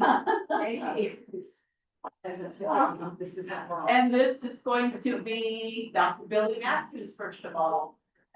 I was gonna say good morning, but It's way after. it's morning, We have something, it's morning somewhere. Yeah, Why don't you about the lunch? I'm just kidding. there's no lunch. That's why we're gonna make an effort to try to finish our meeting. There's still donuts. Yeah. Chair Dr. Martinez, Vice Chair Portillo's, Secretary Dominguez, and Trustees Vigil and Sandy. I'm very, I'm proud to stand here and introduce Amy Hoffnall. Had some great experiences, working with her as an educator and also a music performer. She is an outstanding, performing arts educator. And so, I will hand it over to her to tell you about all the wonderful things that are coming up in April. Thank you. Good afternoon. Did you have lunch? No. Okay, then it's still morning. So, firstly, I want to thank everyone for allowing me to speak to all of you today. And as Dr. Matthews said, my name is Amy Huffman and I've been a fine arts instructor for over 46 years. And you may recall, I produced and directed Lion King Jr. last year as a community collaboration. I also directed the Northeast Corridor One Act theatrical competition right here on your campus for 2 consecutive years. It was really, really well received, and we had Mr. Ben Koldyke, our Hollywood actor, as one of our esteemed judges. And this year, I am the producer and director, as well as all the prop creator and backdrop and costume maker. For another huge community collaboration. It is the Broadway smash hit Hello Dolly Jr. And it involves students from Robertson, West, Highlands, as well as Highlands Adult Chorus, members of the Kiwanis, and our local musicians. And here's another really cool thing to kind of dovetail on Dr. Romero and what she was talking about. all of our schools from the Luna Community College service area have been invited for the 10 o'clock in the morning show, so I'm really excited about that. And I cannot thank you enough for giving my students, the community members, the chorus members, the kids from Highlands, an opportunity to do theater at your campus. My high school students, who were some of the competitors last year and the year before, are so excited to perform in the MAC again. Several students from last year's One Act enrolled in your courses because your staff took an interest in giving them a wonderful tour of the campus, and that was after the competition had ended. And the kids just, they love this campus. So this year, Dr. Matthews has special VIP passes for all of you to attend our evening show. And it's reserved seating, so you don't have to like hurry to get a seat. And it'll be down kind of in front so that you can see all the action. So I wanted to thank you all for supporting my fabulous cast of students and the community members. Hello Dolly Junior will be a wonderful chance for us to come together to provide live musical theater for our community. You know, we don't have a lot of that here. And it's really, really important, especially for the younger students, to witness what it's like to be an audience member and see how great it is that not only fine arts, but musical theater gives them such a rounded education. So it's a pretty cool thing. And I also wanted to thank Dr. Billy Matthews. She is unwavering in her support of my theatrical programs. And I would like to say by ending, that what really impresses me about Luna is your logo statement, creating opportunities for you, meaning creating opportunities for the students that I bring here to see this fabulous campus and to perform in a really great space. So you are all so gracious for allowing us to do this, and you really are a gift to our community. So thank you so much. And prospective students. And prospective students. Trustee, secretary. Oh, Just, yes. Just have one question. Yes. It's at the MEC. Can you tell me where that's at? That's the building right over there. That's the big building. That's your auditorium. Okay. Mhm. and the other thing I heard along the grapevine was Yes. that you were trying to provide pizza for all the performers. So I would like to myself and probably two others over here make a contribution. I will post the board for contributions, the other two members that are here, and I will give Leslie Ann my contribution. And She might take it. yes, I mean, you know, it's not like keep it. oh, no, I'll make it out to, I'll make a check. Oh, trustee, Support that. trustee Vito? Thank you. One of my nieces got hired, she graduated from Eastern New Mexico in August. And she's teaching now at Bose in the college. Wonderful. And I wanted to let you know, she always, she calls me to go over to her student presentations. And they're so wonderful. And I want to thank you because it's a lot of hard work. I never knew, I used to tell my niece that she just got into that field to sit down and really nice. But anyway, I just want to let you know that. Oh, thank you. On the same comment that auditorium, that is kind of the same aspect. Matt Martinez from KNMX, I had a conversation with you yesterday. He said it'd be nice if you could use Zoom, like you say, to make local artists come and perform there and make money for the institution. I just wanted to say that, but thank you very much. And I'll try very hard to be my wife. But not me, my girlfriend, I'm just. Thank you. Thank you. And It's a public record. trustee vice chair Porteous, would you like to make a donation? I'll let you know. And trustee and. Thank you so much. All right, so And four of us for sure. the kiddos will really appreciate that. Thank you. That's what we're all about. Thank you for your great heart. Thank you. And your volunteer work. Yes. And she does not get paid. That's exactly what I call her volunteer. We appreciate you joining us. Thank you. I do too. But I know the board does. Okay, now announcement on date, time, and location of the next board meeting, and the next board meeting will be a special board meeting on Tuesday, March 17th. Does that say Patrick's Day or green? Okay, do you have any, Irish roots? Mostly Swedish, a Oh. little bit of Irish. I knew my grandma was strong, because My dad was. so we're gonna have to bring quarter beef and cabbage. Trustee, I have a question regarding the special board meeting.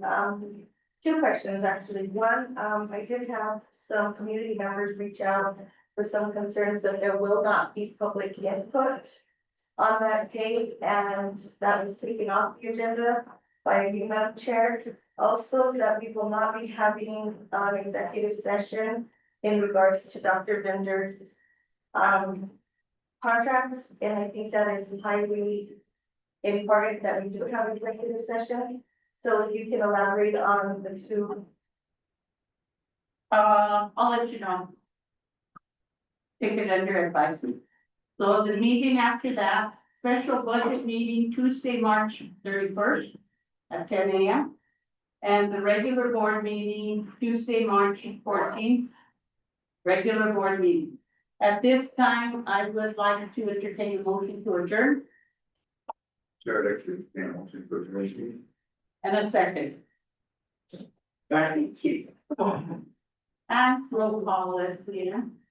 Madam Chair, Dr. Phyllis Martinez. Yes. Madam Vice Chair, Louise Portillo. Yes. Secretary Martin Dominguez. Yes. Trustee Andrea Sandy. Yes. Trustee Richard Beal. Yes. Trustee Rolando Medrano. Trustee Rosalie Ortega. Then the meeting is adjourned.